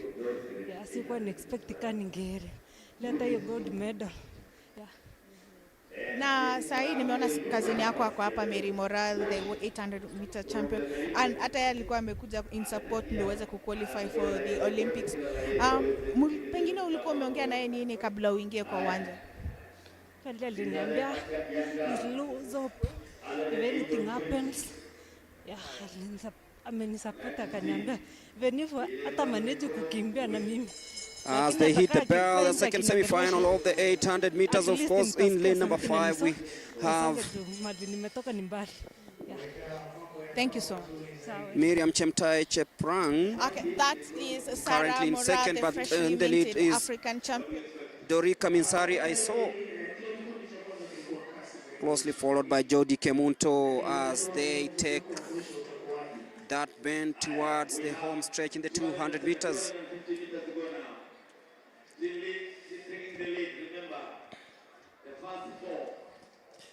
Rosemary Lokom-Longisa now in second. Mercy Chalimo Sikiriet. They'll be aiming to join the likes of Sarah Mora in the final. This is quite a slower 800 meter semi-final number 2. And that is Rosemary Lokom-Longisa who will be winning this one in a time of 2 minutes, 8.05 seconds.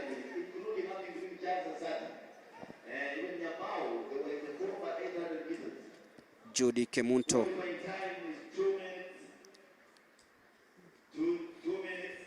2 minutes, 8.05 seconds. Remember, the standard qualification time for the 800 meters is 2 minutes, 9 seconds. So, well within the standard qualification time. Winner of semi-final number 2, Judy Kemunto of South Rift, hails from Nakuru, representing the T-Lower camp. You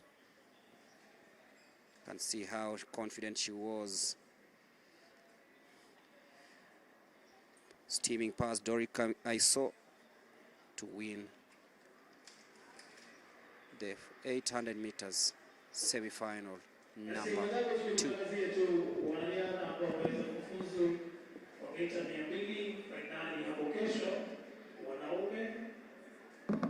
Finalists for 200 meters tomorrow.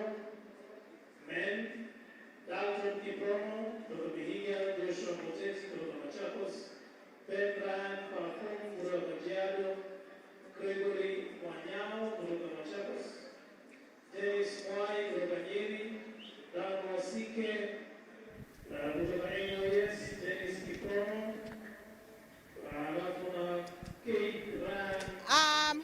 I'm joined here by Judy Kemunto, the winner for the second 800 meter semi-final. Judy, una train na wapi na ulikuwa umejitayarisha vipi?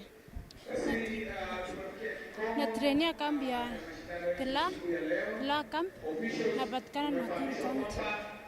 Napatikana Nakuru County. Na ukikuja kwa mbio, nini ulikuwa umejipanga kivipi? Nilikuwa nataka tu ni win na niweke best time yangu. Nikuwe kama Mira. Nini ilikuvutia kwenye mbio za 800 meters? Mwenye alinivutia tu ni Mira na Sara. All the best. Thank you. That is Judy Kemunto. She's saying that she was inspired to compete in the 800 meters by Mary Mora, the 800 meter world champion, and she's saying that she's hoping that tomorrow she'll also be able to make it for the team Kenya. Over to you, Greg, as we move on to the next race. Of course, the next race will be here tomorrow, starting very early in the morning. The 800 meters was the last event of the day. And of course, we've witnessed very, very, very wonderful races here at the Nyayo National Stadium on day 1 of the World Under 20 Championships. And of course, I'll be handing you over to Bernard and Charity to do quite a little bit of the analysis of the day, dig up into a few matters that happened before we close the day. Over to you, Charity and Bernard.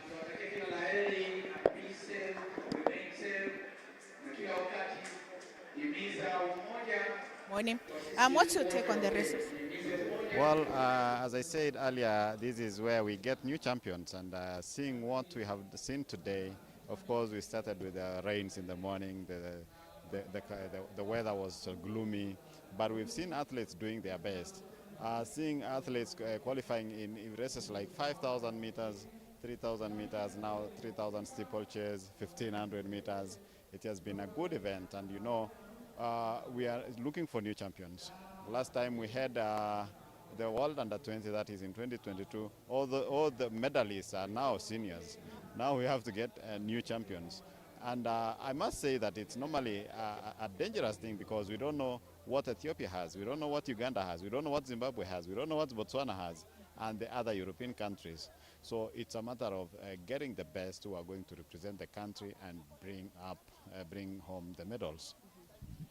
For me, I was a bit disappointed a bit in the sprints. I was hoping to see the next Omanyala, the next athlete that will be taking over from Omanyala.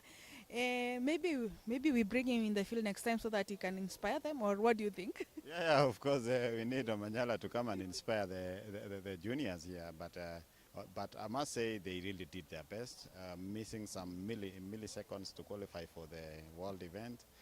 They have done their best, and I think going forward we need to have these athletes train in a lower altitude area so that they can be able to, when they come here, they can be able to do well and maybe qualify and also make the team. And as you said, maybe Omanyala should be here to encourage them so that they can be able to go and run and do well in terms of training. Tomorrow we have more races. Today's races are over. We also had Sarah Mora coming here freshly from the Africa Championship. Though she's not been able to make it today, she's hoping that tomorrow is going to be her day. But what do you think about the possibility of the 800 team that we're going to be sending in Peru? In Peru, I can see we are going to get medals. Of course, that is gold medal from Mora. And then, of course, we don't know who will get the second place. Of course, they have not qualified. But I suspect that Mora will be in the team.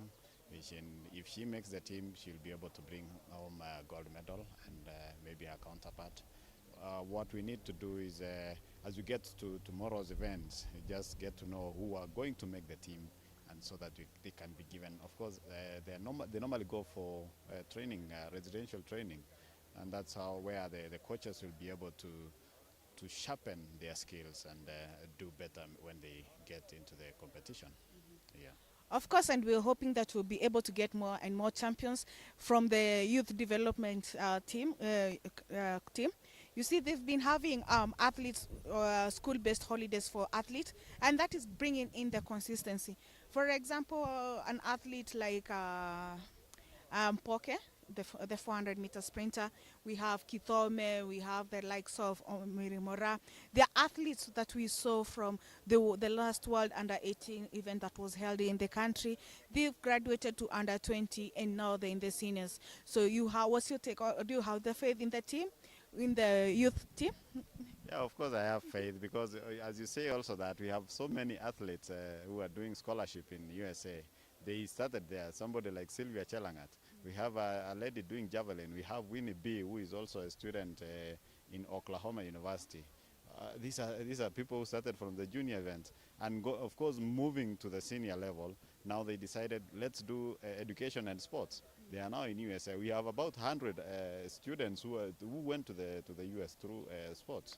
So I was telling Mulemi earlier that these are the students who are going to compete at the Los Angeles Olympic Games in 2028 because they are in the US, they have the right facilities, the stadiums, everything. They have all support. So apart from maybe education, they are also doing training, and you could see even the results through the NCSA championships that ended recently. Some of the Kenyans did very well. So these are the people to watch in 2028. Thank you. I also think that's the same. I know that some of the athletes that we have here, we're going to see them shine and shine more because already by the time we're going for the LA 2028, we'll be having a new crop of athletes and using the senior ones who are now here for the Paris Olympics, going there to be their mentors as the more experienced athletes, showing them how it's supposed to be done. And for tomorrow, perhaps, for the viewer who would like to join us, what are some of the races that they should expect? Of course, we have the 5,000 meters women. We have the 3,000 steeplechase men, which I know it will be really entertaining. We have the younger brother for Amos Serem, Edmond Serem.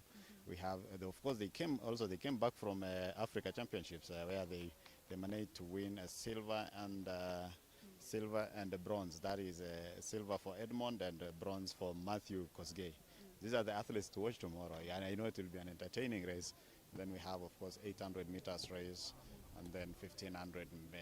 I think we are done with the 1500, so we'll be having 800 meters men. So those are the races to expect.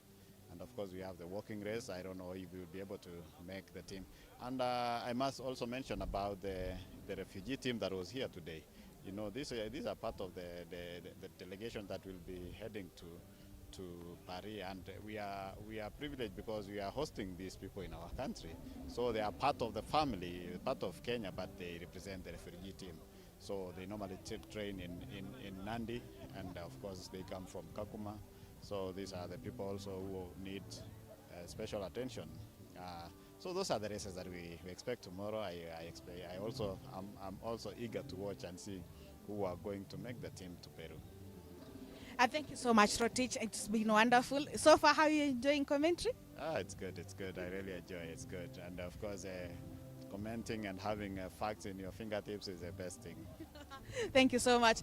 On behalf of Bernard Rotich and Greg Mulemi and I, Charity Wanja, we say thank you for viewing and thank you for being with us from the start to the end. We are hoping that we'll see you tomorrow as we see the next crop of champions being named tomorrow. See you until tomorrow.